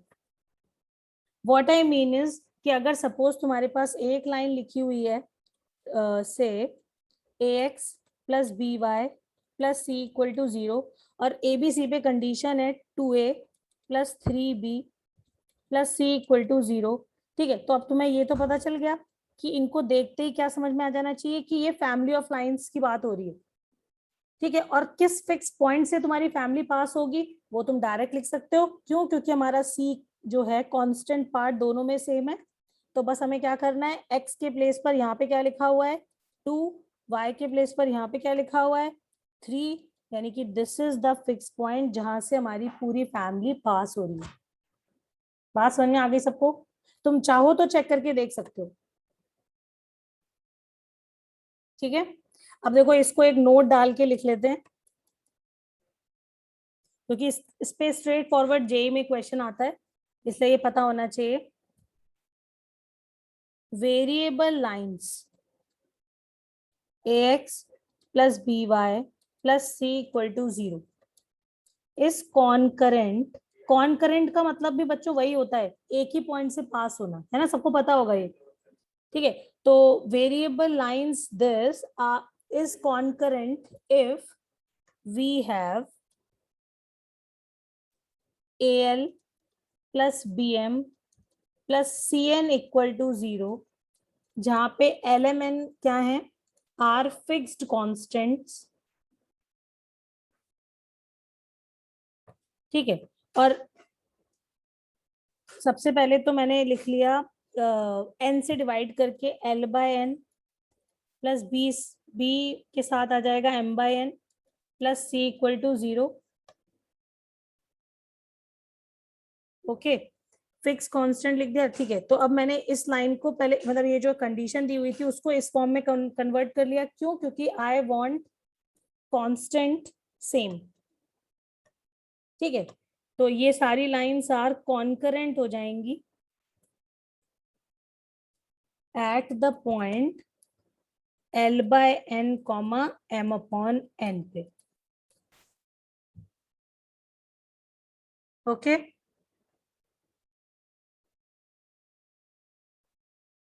यहाँ पे लिख लो are concurrent if we have this condition. That means मैंने क्या किया, पहले तो सी को सेम किया कांस्टेंट पार्ट दोनों इक्वेशंस का, और फिर कंपेयर कर दिया इसको इसके साथ। तो x के प्लेस पर y के प्लेस पर जो लिखा था that is the point of concurrency. ठीक है, this is the point of concurrency.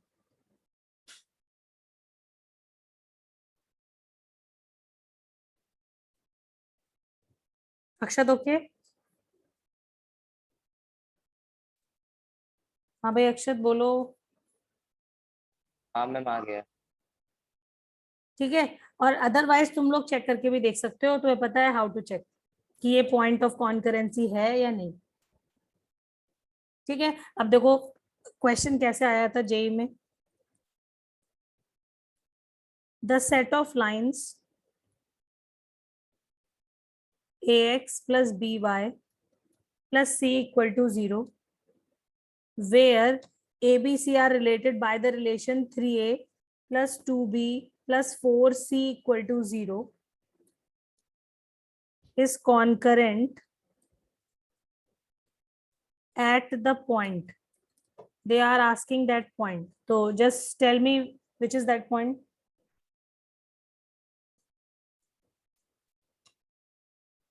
Abhinav answer करो इसका।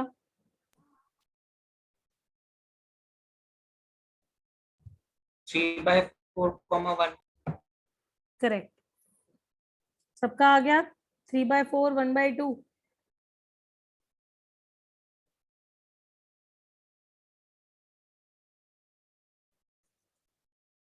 देखो ये भी आज इन जे if ABC are in AP, ठीक है, then the straight lines ax plus by plus c equal to 0 will always pass through a fixed point. Fill in the blanks. That fixed point you have to find out. बता दो जल्दी। शायद ABC में इस बार condition नहीं दी हुई, लेकिन हमें टर्म्स एपी में दे दिए, तो कंडीशन दे दी। यस और नो? भाई डायरेक्ट कंडीशन नहीं दी, लेकिन ये तो दे दिया ना एबीसी एपी में। तो एबीसी अगर एपी में है तो क्या लिखते हैं? Twice of the middle term sum of the extremes. तो a minus 2b plus C equal to 0। अब खत्म नहीं हो गया क्वेश्चन? नाउ कंपेयर सी, हाँ। दोनों में सेम है ना? हाँ मैं समझ गया। वन मोर क्वेश्चन, अब देखते हैं ये कौन करके दिखाएगा। Again asked in JEE. Question है, if 4a square plus c square is b square plus minus 4ac, minus है यहाँ पे, ठीक है, then the variable lines ax plus by plus c equal to 0 always passes, variable line लिखा है ना, variable lines है, ठीक है, ये लाइंस है, okay, passes through one or the other fixed points, ठीक है, again you need to find those points, ठीक है, यहाँ पे फिक्स पॉइंट्स हैं, तुम्हें वो दोनों फाइंड आउट करनी, ठीक है। क्वेश्चन सेम है, कॉन्सेप्ट सेम है, बस थोड़ा सा घुमा के है। भाई देखो, ये तुम्हें ABC बेसिकली इस तरह से रिलेटेड है, ठीक है। अब तुम्हें ये सोचना है कि इनको लीनियरली कैसे लिखा जाए, ठीक है, और दो लीनियर एक्सप्रेशंस भी बनेंगे क्योंकि हमें दो फिक्स पॉइंट्स चाहिए, दो की जगह दी हुई है, लिखा भी हुआ है वन और द अदर पॉइंट, ठीक है। तो जरा चेक करो ध्यान से कि क्या लिखा हुआ है। अगर मैं इन तीनों को साथ में कर दूं तो ये लिखा है 2a प्लस सी का होल स्क्वायर, ठीक है, बल्कि इस b स्क्वायर को राइट में ही रहने दो, क्योंकि अब तुम्हारे पास दो स्क्वायर्स हैं जो इक्वल टू के लेफ्ट राइट में लिखे हुए हैं, इसका मतलब है 2a प्लस सी किसके बराबर हो जाएगा? प्लस माइनस b के। क्यों नम्रता, लिख सकते हैं ऐसे? हाँ बच्चे बोलो। तो देखो, we have got two relations ABC में, ठीक है, जिसमें C तो तुम्हें सेम ही दिया हुआ है with the line ax plus by plus c equal to 0 ही है, ठीक है। तो बस x और y के प्लेस वाली वैल्यूज कंपेयर करनी है from this line and then from this line, and you will get 2,1 and 2,-1, ठीक है। ओके, आगे बढ़ते हैं, क्वेश्चन थोड़ा चेंज करते हैं। अभी तक हम फैमिली ऑफ लाइंस की बात कर रहे थे, ठीक है। अब हम बात करेंगे इक्वेशन ऑफ एंगल बाइसेक्टर की। Equation of angle bisector. ये एंगल बाइसेक्टर क्या होता है? हमारे पास फिर से देखो, अगर दो लाइंस हैं, one is L1 equal to 0, दूसरी है L2 इक्वल टू 0, तो दो लाइंस के बीच में दो एंगल फॉर्म हो रहे हैं बच्चों, one is acute angle and one is obtuse angle. दिख रहा है सबको? दोनों एंगल्स हैं जो दोनों लाइंस के बीच में, ठीक है। तो इनको बाइसेक्ट करने वाली line is called angle bisector.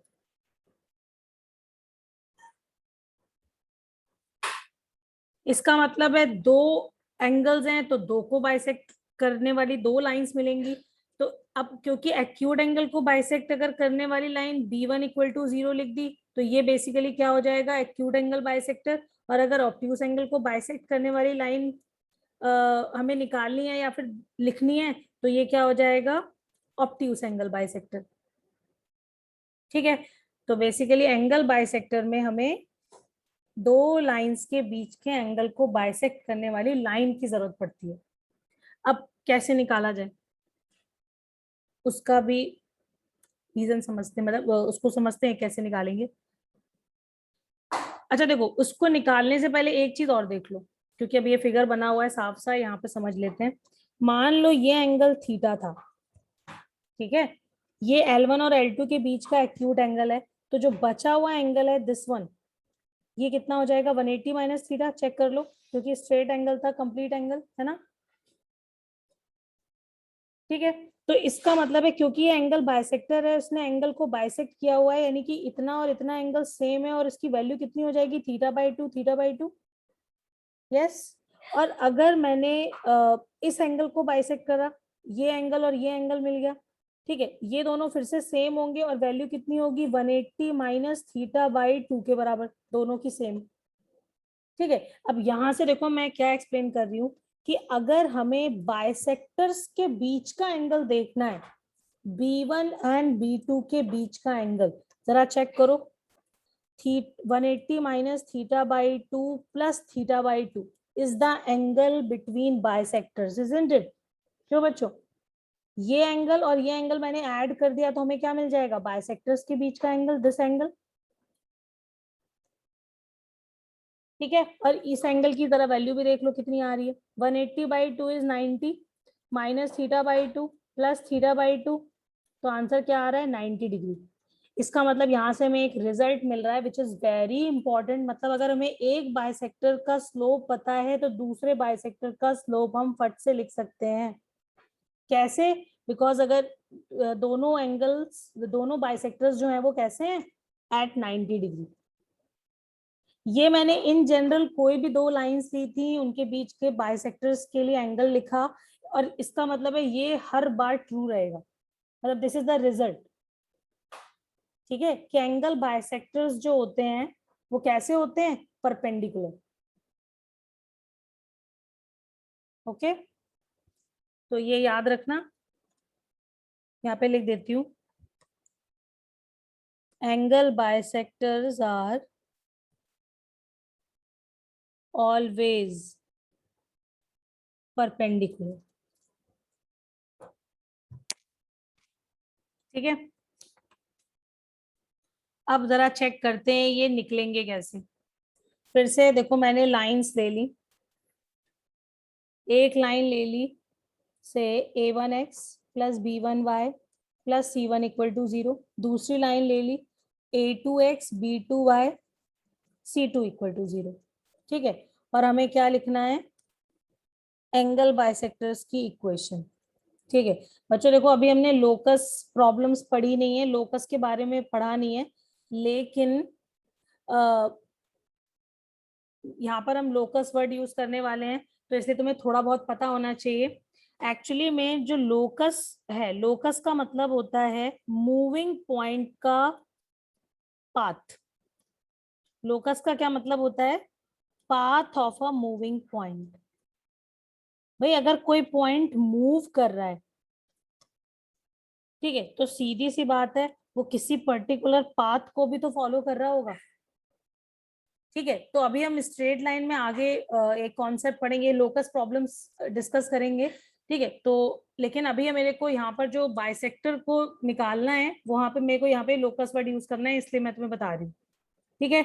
एक मूविंग पॉइंट है जिसका पाथ ट्रेस करना, उसके पाथ को फाइंड आउट करना is basically finding it's locus. तो लोकस क्या हो गया, path of a moving point, ठीक है। तो अब जरा देखते हैं बाइसेक्टर को कैसे एक्सप्लेन कर सकते हैं हम यहाँ पे। तो bisector is basically locus of a point which moves such that both the lines are equidistant from the moving point, bisector of two given lines, ठीक है। ऐसे एक्सप्लेन कर लेते हैं, तुम्हारे पास ये दो लाइंस थी जो गिवन थी, हमें इन दोनों लाइंस के बीच का बाइसेक्टर लिखना है, ठीक है। तो बाइसेक्टर क्या हो जाएगा, लोकस ऑफ अ पॉइंट, मतलब वो पॉइंट ऐसे मूव कर रहा है सच दैट उसका डिस्टेंस दोनों लाइंस से हमेशा सेम है। अब वो जो पॉइंट होगा मूविंग पॉइंट, वो इस लाइन पर भी हो सकता है, क्योंकि तुम देखो कहीं पर भी देखो, अगर तुम कोई भी पॉइंट कंसीडर करोगे उसका डिस्टेंस इन दोनों लाइन से हमेशा सेम होगा या नहीं होगा। भाई एंगल बाइसेक्टर है तो ये एंगल इस एंगल के बराबर, ये कॉमन हो गया, और परपेंडिकुलर से ये एंगल 90 है, तो आरएचएस लग रहा है हर बार ट्रायंगल कॉन्ग्रुएंट बन रहे हैं, यस और नो बच्चों बोलो।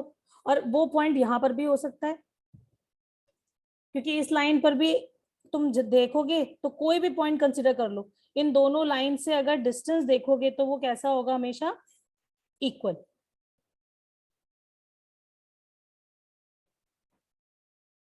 ठीक है, तो बेसिकली जो तुम्हारा बाइसेक्टर है वो इन सारे पॉइंट्स का कलेक्शन है, और वो कलेक्शन क्या फॉर्म कर रहा है, क्या पाथ दे रहा है, एक लाइन।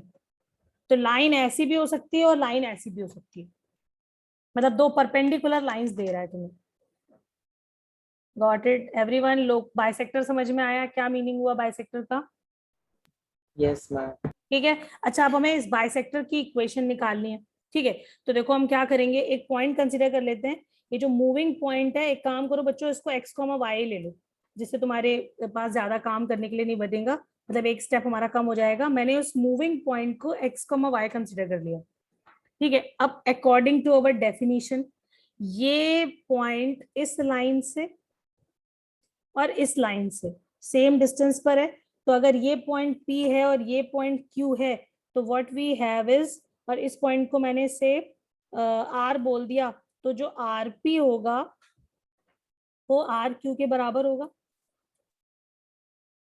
ठीक है, अब पॉइंट से लाइन का डिस्टेंस कैसे लिखते हैं, परपेंडिकुलर, इसका मतलब PR कैसे लिखोगे, ऐसे ही तो लिखोगे, यहाँ पे लिख रही हूँ मैं। ठीक है, ये हो जाएगा AX1, तो यहाँ पर A क्या है, A1, X क्या है, X, X1 is X only. ठीक है, क्योंकि हमने पॉइंट क्या कंसीडर किया हुआ है, X, Y, B is B1, Y is Y only, constant is C1 mod of that upon root over coefficient of x का square plus coefficient of y का स्क्वायर इज इक्वल टू, अब दूसरी line से distance देखो, यानी RQ लिख रहे हैं अभी हम, तो कैसे लिखोगे, A मतलब A2, X1 is X, B into Y2, Y2 is Y, plus C मतलब C2 अपॉन में root over A2 square plus B2 square. ठीक है, तो बस हमारा काम हो गया, बाइसेक्टर आ गए। कैसे आ गए जरा देखो, मॉड हटाएंगे, प्लस माइनस साइन आएगा, और हमें क्या मिल जाएगा, A1x plus B1y plus C1 upon root over A1 square plus B1 square is equal to plus minus A2x B2y plus C2 upon root over A2 square plus B2 square. एक बार plus sign लोगे एक bisector मिल जाएगा, एक बार minus sign लोगे दूसरा bisector मिल जाएगा, and that's it. तुम्हें लाइन की इक्वेशन दिखाई पड़ रही होगी। ये टर्म तो क्या है, कांस्टेंट ही तो है, एक कांस्टेंट इससे मल्टीप्लाई हो जाएगा और ये वाला कांस्टेंट इधर मल्टीप्लाई कर दोगे। कांस्टेंट मल्टीप्लाई होने से x की पावर y की पावर में तो कोई फर्क नहीं पड़ेगा। टर्म्स तो फिर से ये जो सिंप्लीफाई करोगे तो फिर से हमें ax plus by plus c equal to 0 form मिल जाएगी। ठीक है, one is B1 equal to 0 and दूसरा is B2 equal to 0 when you take plus sign और एंड माइनस साइन। सबको समझ में आ गई बात? तो this is our equations of bisector.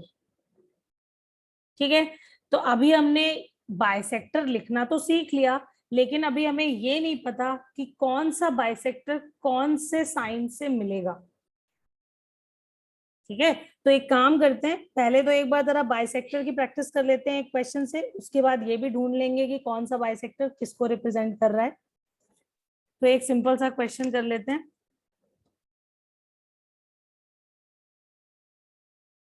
Question है, if equation of incident ray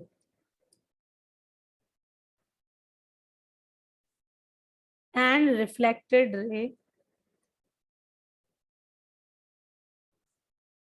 are x plus 2y minus 3 equal to 0 and 2x plus y plus 4 equal to 0। ठीक है, ये दो, एक इंसिडेंट है एक रिफ्लेक्टेड रे है। तुम्हें क्या लिखना है, फाइंड इक्वेशंस ऑफ मिरर। क्या मतलब हुआ इसका, जरा ध्यान से देखो। हमारे पास मान लो ये मिरर रखा हुआ है, ठीक है, ये रे आई, ये इंसिडेंट हुई, ठीक है, तो रिफ्लेक्टेड रे ऐसे बन जाएगी। अब जरा इन रे को पीछे एक्सटेंड करो, या फिर तुम ऐसे समझ लो कि मान लो हमारा मिरर ऐसे रखा हुआ है, ठीक है, ये मिरर है,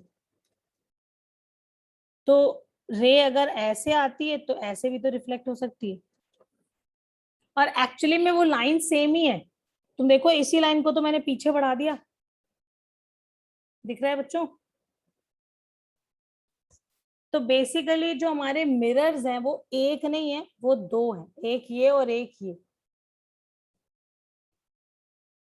और अगर तुम ध्यान से देखो तो ये दोनों मिरर्स जो हैं वो बाइसेक्टर्स की इक्वेशन ही तो होंगी, होंगी या नहीं होंगी? भाई पहला केस मान लो मैंने ग्रीन कलर चूज कर लिया और ये हमारा मिरर है, ये रखा हुआ है, ठीक है। अब इस पर जो परपेंडिकुलर लाइन होगी वो ये बन जाएगी, ये 90 डिग्री है हमें पता है। और हमारी जो रे है इंसिडेंट और रिफ्लेक्टेड, तुम्हें पता है ये एंगल इस एंगल के बराबर होता है, ठीक है। इसका मतलब है पूरा एंगल 90 था तो इतना 90 माइनस थीटा और इतना भी 90 माइनस थीटा ही होगा।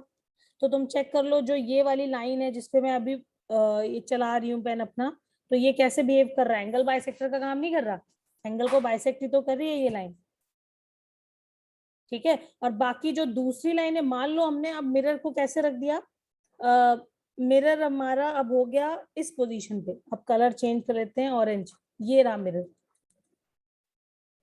अब इसके परपेंडिकुलर ड्रॉ करोगे तो ये आ जाएगा, और अब ये एंगल इस एंगल के बराबर हो जाएगा, क्योंकि ये भी 90 माइनस थीटा है। क्यों? क्योंकि ये वाला कितना हो जाएगा भाई, ये 90 माइनस थीटा है तो ये भी 90 माइनस थीटा होगा। क्यों? क्योंकि हमारा एंगल ऑफ इंसिडेंट और रिफ्लेक्शन सेम होता है, तो ये अपने आप थीटा बन जाएगा।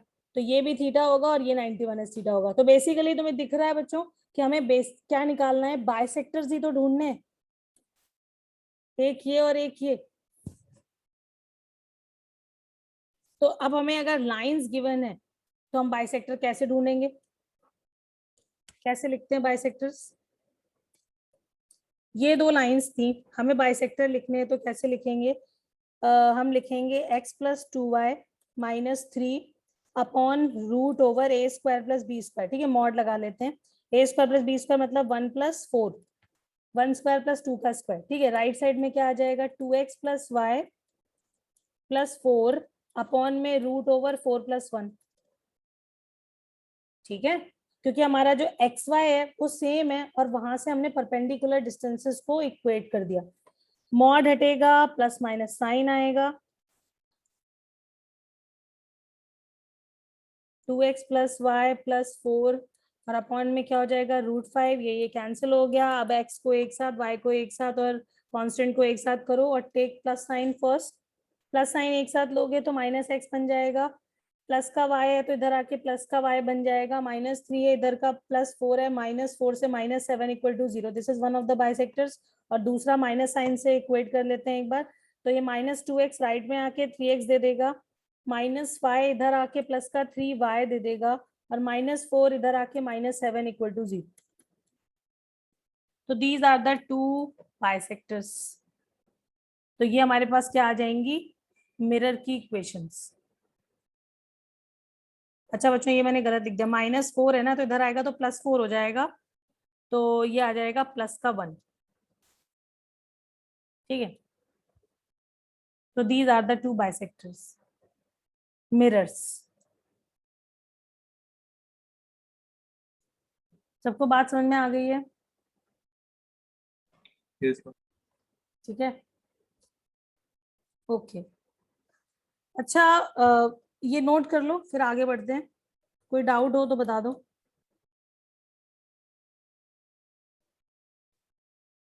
मैम कोई कुछ बोल रहा था? नहीं मैम, कोई बात हाँ अच्छा देखो, मैं क्या बता रही थी कि तुम्हारे पास ये जो एक्यूट एंगल और ऑब्ट्यूज एंगल बाइसेक्टर, अब हमें डिस्टिंक्शन करना है कि which one is acute and which one is obtuse, ठीक है, ऑब्ट्यूज एंगल बाइसेक्टर। तो अब इसके निकालने के दो तरीके हैं, एक है शॉर्टकट अप्रोच है, ठीक है, और एक है जो लॉजिकली क्या कहते हैं हमें समझ में आया और हमने निकाला, ठीक है। तो जरा दोनों तरीके ही देख लेते हैं क्योंकि हमें 12th में भी हमें इसकी जरूरत पड़ेगी, ठीक है। तो इसको दोनों ही तरीके समझ लेते हैं और पता होना भी चाहिए, क्योंकि जो शॉर्टकट है उसमें तो कंप्लीटली ब्लाइंडली तुम्हें उसको फॉलो करना है, ठीक है। जबकि जो लॉजिकल तरीका है उससे तुम्हें फील आएगी कि हाँ why we are doing this, ठीक है, ओके। तो देखो एक क्वेश्चन से हम इसको समझते हैं, सेम क्वेश्चन हम दोनों तरीके से करके देखेंगे, ओके। तो पहले एक बार लॉजिकल तरीके से चलते हैं।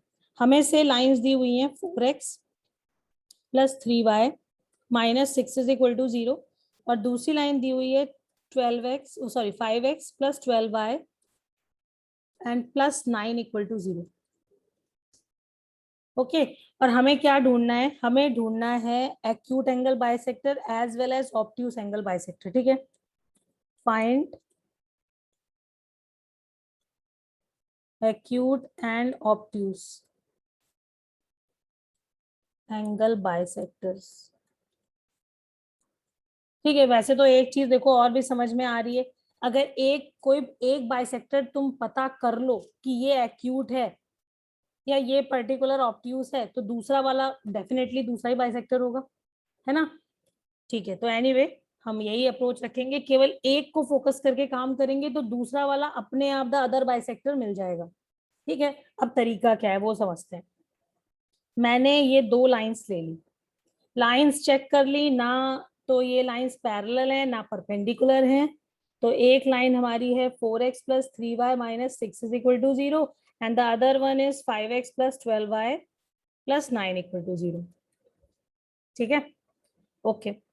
अब हमें बाइसेक्टर लिखने, मतलब एक लाइन ये और एक लाइन ये मिलेगी, ठीक है।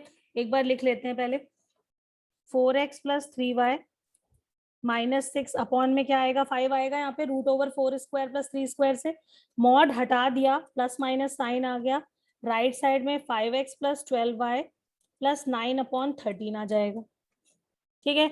इसको अब सिंप्लीफाई करो, एक बार प्लस साइन लेके करो, तो प्लस साइन लेके करेंगे, चलो नीचे लिख देते हैं, हाँ। तो प्लस साइन लेके करोगे, 5 से यहाँ पे मल्टीप्लाई होगा, यहाँ पे 13 से मल्टीप्लाई होगा, तो ये हो जाएगा 52x। बच्चों ध्यान से देखते रहना, एक ही क्वेश्चन करना है इसलिए कैलकुलेशन मिस्टेक नहीं होनी चाहिए, ठीक है।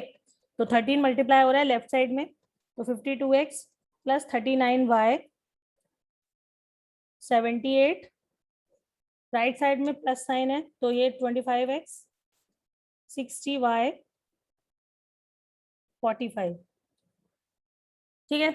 सिंप्लीफाई करेंगे तो 25 इधर आएगा तो क्या हो जाएगा 27, है ना। 27x 60 को लेफ्ट में लेके आओगे तो माइनस का 21y और 45 लेफ्ट में आएगा तो माइनस माइनस प्लस हो जाएगा, तो माइनस का हाउ मच इज दैट, ये हो जाएगा 123।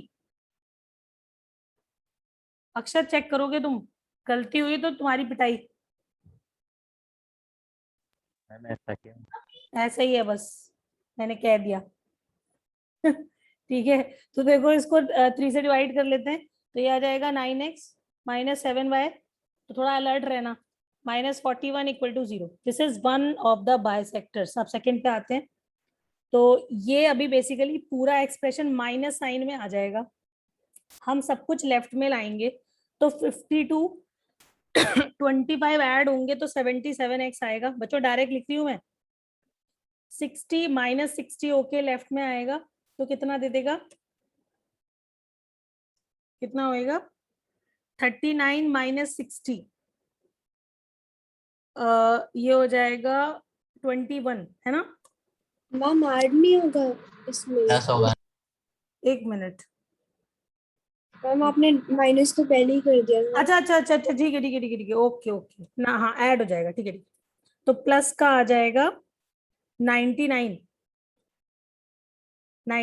वाई, ठीक है। और यहाँ पर माइनस लगेगा, वो लेफ्ट में आके प्लस हो जाएगा, तो अब सब्ट्रैक्ट हो जाएंगे टर्म्स और कितना बचेगा, बताओ भाई कितना आएगा 33, ठीक है।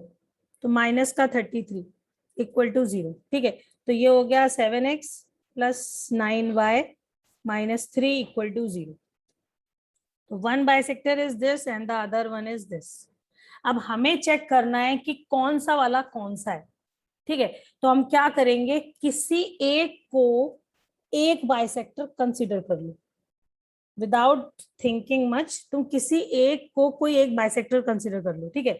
तो मान लो मैंने मान लिया कि 9x -7y -41 इक्वल टू 0। ठीक है, ये हमारा एक्यूट एंगल बाइसेक्टर है, हमने मान लिया। Let this is be acute angle bisector, या फिर this is one of the bisector. Acute angle छोड़ो, इसको वन ऑफ द बाइसेक्टर हमने कंसीडर कर लिया। ठीक है, अब हम निकालेंगे angle between the bisector and one of the lines. ठीक है, what we are finding out is angle between one of the bisectors and one of the lines. ठीक है, तो ये एंगल कैसे निकालोगे? This is just an angle between two lines. ठीक है, इसका स्लोप चेक करो, -a/b से 7/9 आ जाएगा, इसका स्लोप -a/b से -4/3 आ जाएगा। एक को मैंने m1 ले लिया, एक को मैंने m2 ले लिया, और angle between them tan theta का फॉर्मूला लगा दिया। क्या होता है? मॉड ऑफ m2 - m1 मतलब -4/3 -9/7 अपॉन 1 + m1 m2, तो माइनस का 4/3 इंटू 9/7। सिंप्लीफाई दिस, तो क्या आ जाएगी वैल्यू? देखो एलसीएम तो न्यूमरेटर डिनोमिनेटर का सेम है, तो -28 -27 और अपॉन में क्या आ जाएगा? 21 - 36 एंड मॉड ऑफ दैट। तो ये कितना हो गया? ऊपर ऐड हो जाएंगी वैल्यूज, माइनस में 5 और यहाँ पर भी 5 डिवाइडेड बाय ये कितना हो जाएगा? 5 and 1 15 एंड मॉड लगा दोगे तो tan थीटा की वैल्यू आ गई 55/15। ठीक है, तो हमारे पास क्या आ गया? कलर चेंज कर लेते हैं बच्चों। कलर चेंज से तुम्हें याद रहेगा कि हम कैसे कैसे ऊपर जाते जा रहे हैं। अब एक्चुअली यहाँ पे जगह ज्यादा नहीं होती and I want everything on the same जगह पे, जिससे हम कंपेयर कर पाए। तो देखो एनीवे हमें जो tan थीटा की वैल्यू मिल रही है वो कितनी मिल रही है? 55/15 which is definitely greater than 1, है ना? ग्रेटर देन 1 है, ये तो दिख रहा है। और जो 1 है उसको हम कैसे लिख सकते हैं? इसको हम tan 45 लिख सकते हैं बच्चों, tan π/4। और अगर tan थीटा tan π/4 से बड़ा है तो दैट मीन्स थीटा भी तो ग्रेटर देन π/4 होगा। क्यों बच्चों? तो इसका मतलब क्या हुआ कि हमारी जो थीटा की वैल्यू है वो π/4 से बड़ी है, तो 2 थीटा कितना होगा? π/2 से बिगड़, 2 से मल्टीप्लाई कर दो। और अगर 2 थीटा मतलब 2 थीटा का मतलब है ये एंगल, और अगर ये एंगल π/2 से बड़ा है that means this angle is, जो ये वाला बाइसेक्टर है वो कौन सा बाइसेक्टर आ गया? Obtuse angle bisector, isn't it?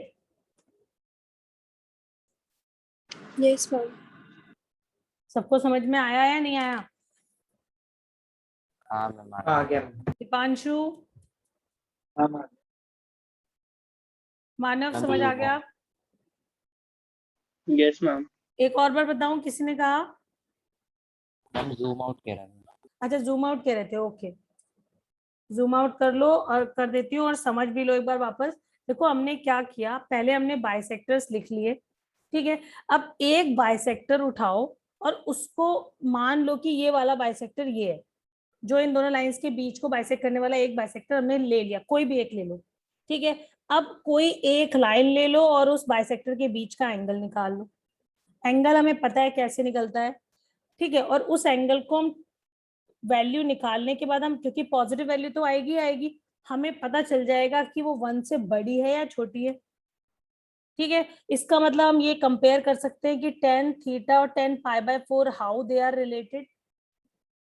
ठीक है, अगर tan थीटा, बच्चों ध्यान रखो, tan थीटा का जो ग्राफ होता है वो फर्स्ट क्वाड्रेंट में इंक्रीजिंग होता है। इंक्रीजिंग मतलब थीटा बढ़ रहा है तो वैल्यू भी बढ़ती जा रही है।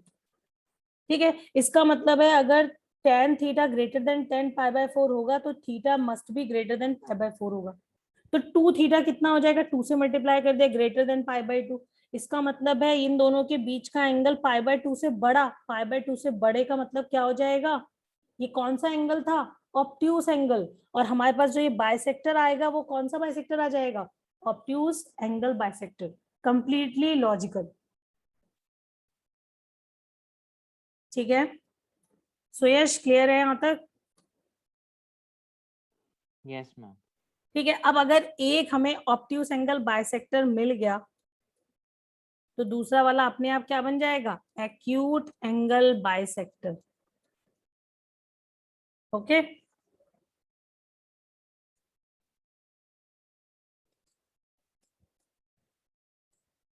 भाई इसमें क्या करेंगे, हमारे पास से ये दो लाइंस हैं, a1x b1y c1 equal to 0 and से दूसरी लाइन है a2x b2y c2 equal to 0। ठीक है, और हमें क्या चाहिए, हमें एंगल बाइसेक्टर्स लिखने हैं, acute angle bisector as well as obtuse angle bisector. ठीक है, ओके, तो कैसे लिखते हैं हम, सबसे पहला काम इसमें, सबसे फर्स्ट स्टेप क्या होगा, make C1 and C2 positive. ठीक है, मतलब क्या कि अगर तुम्हारी लाइंस में C1 और C2 में से कोई भी नेगेटिव है या दोनों नेगेटिव है, मान लो यहाँ पे -3 लिखा है या -5 लिखा हुआ है, ठीक है, तो तुम क्या करोगे, उनको सबसे पहले पॉजिटिव बनाओगे। कैसे पॉजिटिव बनाओगे, माइनस का मल्टीप्लाई करके। ठीक है, तो make C1 and C2 positive is our first step. उसके बाद हम क्या करेंगे, then we write equation of bisectors. कैसे लिखते हैं, वैसे ही a1x b1y plus c1 upon with the positive values. ठीक है, जो तुमने पॉजिटिव बनाया है उसके साथ a1 square plus b1 square, और राइट साइड में यहाँ पर प्लस माइनस साइन भी आ जाएगा, a2x b2y c2 upon root over a2 square plus b2 square. अब प्रॉब्लम हमें कहाँ पे आ रही होती है कि कौन सा साइन कौन सा बाइसेक्टर देगा। ठीक है, तो उसके लिए हम क्या करेंगे, अपने सेकंड स्टेप पे आएंगे। We calculate a1 a2 plus b1 b2 की वैल्यू। ठीक है, a1 a2 plus b1 b2 हम कैलकुलेट करेंगे। अब होता क्या है, ये वैल्यू जो है a1 a2 plus b1 b2, यहाँ पर फिर से लिख देती हूँ, या तो ये पॉजिटिव आएगी और या तो ये नेगेटिव आएगी। अगर ये पॉजिटिव आ रही है, ठीक है, तो हम ये कहते हैं कि जो नेगेटिव साइन होगा, ठीक है, हमारा जो ऊपर जो तुमने दो इक्वेशंस लिखी हुई हैं, इसका जो नेगेटिव साइन होगा वो हमें क्या दे देगा, एक्यूट एंगल बाइसेक्टर। ठीक है, या फिर एक काम करो, इसको ऐसे याद रखो, अगर हमने a1 a2 plus b1 b2 calculate किया और अगर ये ग्रेटर देन 0 आ रहा है, ठीक है, तो positive sign will give us obtuse angle bisector. Positive sign जो होगा, मतलब नेगेटिव साइन अपने आप तुम्हें क्या दे देगा, एक्यूट एंगल बाइसेक्टर। इसको बाद में लिखो, बाद में इसलिए लिखो क्योंकि तुम्हें मैं ऐसे याद रखवाना चाह रही हूं कि अगर ये वैल्यू पॉजिटिव है, मतलब ग्रेटर देन 0 है, मतलब बड़ी है, 0 से बड़ी है, तो प्लस साइन जो है वो बड़ा होता है, तो वो हमें बड़ी चीज दे रहा है। बड़ी मतलब obtuse angle bisector, obtuse acute से बड़ा होता है, तो वैसे याद रख सकते हो। अगर ये ग्रेटर देन 0 है तो पॉजिटिव साइन हमें क्या देगा, ऑब्ट्यूस एंगल बाइसेक्टर। तो नेगेटिव साइन अपने आप क्या दे देगा, the other one, acute angle bisector. ठीक है, और अगर ये वैल्यू नेगेटिव है, तो अब इस नेगेटिव को हम क्या करेंगे, पहले पॉजिटिव बनाएंगे। तो हमें पॉजिटिव बनाने के लिए क्या करना पड़ेगा, नेगेटिव साइन लेना पड़ेगा, and that will give us obtuse angle bisector. और इस केस में जो the other one which is positive, वो हमें क्या दे देगा, एक्यूट एंगल बाइसेक्टर। सब ऊपर से निकल गया या कुछ समझ में भी आया है, क्यों मानव? मैम आ गया। आ गया, अक्षर समझ आया? यस मैम आ गया। मैम विनव, हाँ बोलो बोलो। मैम जैसे ये लेस देन 0 है तो वो पॉजिटिव कैसे होगा? देखो मैं क्या बता रही थी, तुम्हें याद रखने का तरीका बता रही थी। अगर ये लेस देन 0, इसी की तो बात कर रहे हो ना? Yes ma'am. हाँ, तो अगर ये लेस देन 0 है तो ये वैल्यू एक तरह से 0 से छोटी है। ठीक है, अब अगर तुम इसमें माइनस, देखो इसमें ऐसे याद रखो कि अगर हम नेगेटिव साइन ले लेंगे तो फिर वो पॉजिटिव बन जाएगी ना, इसका मतलब वो बड़ी चीज दे देगी, बड़ी बड़ी इज ऑब्ट्यूस एंगल। ठीक है मैम। तो ऐसे याद रख सकते हो। Okay ma'am. अगर पॉजिटिव है तो पॉजिटिव ही हमें ऑब्ट्यूस एंगल बाइसेक्टर दे देता है, तो अदर बाइसेक्टर दे देगा, तो नेगेटिव वाला याद रखने की जरूरत नहीं, तुम बस एक ही याद रख लो। और अगर ये नेगेटिव है तो इसको पहले हम नेगेटिव से मल्टीप्लाई कर रहे हैं एक तरीके से, तो नेगेटिव साइन जो है वो हमें क्या दे दे रहा है, ऑब्ट्यूस एंगल बाइसेक्टर। अब एक काम करते हैं, अब ऊपर वाले क्वेश्चन को दोबारा से करते हैं with this method and verify करेंगे जो हमने निकाला था वो सही है या नहीं। ठीक है, तो ऊपर वाले क्वेश्चन में मैं इक्वेशंस वापस लिख रही हूँ, चेक कर लेना सब सेम है या नहीं है। One was 4x plus 3y minus 6 is equal to 0 and the other one is 5x plus 12y plus 9 equal to 0। यही थी, चेक कर लो सब।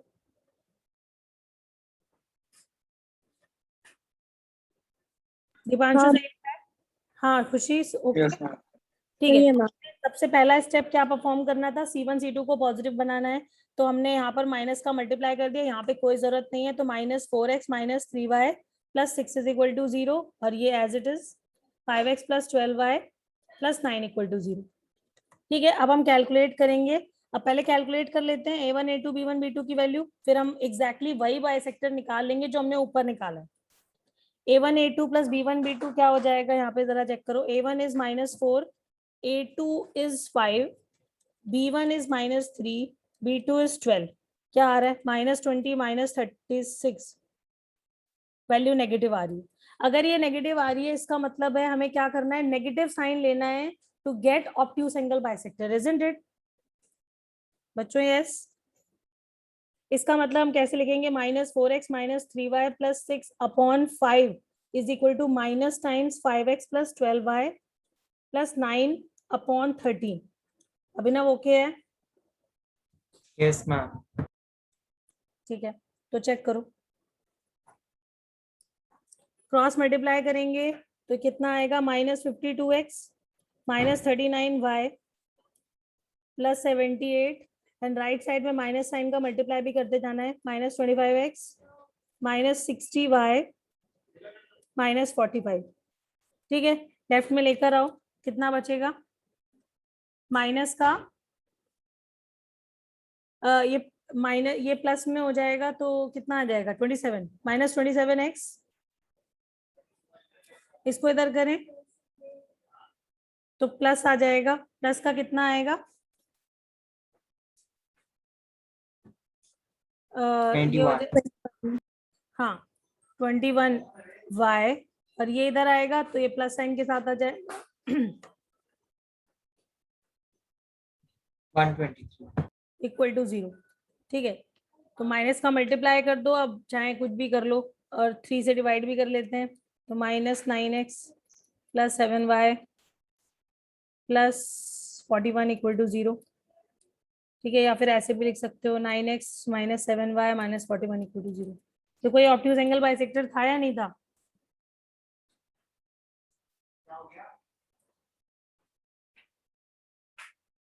दिख गया बच्चों?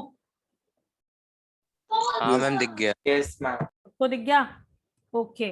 तो अब देखो इस मेथड से फायदा क्या है कि तुम्हें जो बाइसेक्टर चाहिए स्ट्रेट फॉरवर्ड तुम उसी पर पहुंच सकते हो। ठीक है, ऊपर वाले में तो हमें चेक करना पड़ रहा है, मान लो उन्होंने एक्यूट पूछा है और हमने ऑब्ट्यूस निकाल दिया, तो तुम्हें एक्यूट के लिए थोड़ा फिर से कैलकुलेशंस करने पड़ेंगे। ठीक है, लेकिन यहाँ पे क्या है, तुम एग्जैक्टली वही बाइसेक्टर लिख सकते हो जो तुमसे पूछा जाए। ओके, तो बस थोड़ा सा डिफरेंस यहाँ पे आ जाता है, इसीलिए हम इसको शॉर्टकट मेथड बोल रहे हैं, और बाकी एज सच दोनों आसान है। पहला वाला दिख गया था लॉजिकल है, और यहाँ पर हम ब्लाइंडली किसी पर्टिकुलर मेथड को जो ऑलरेडी बना हुआ है हम उसको फॉलो करें। ठीक है, तो बच्चों क्लास एंड करते हैं।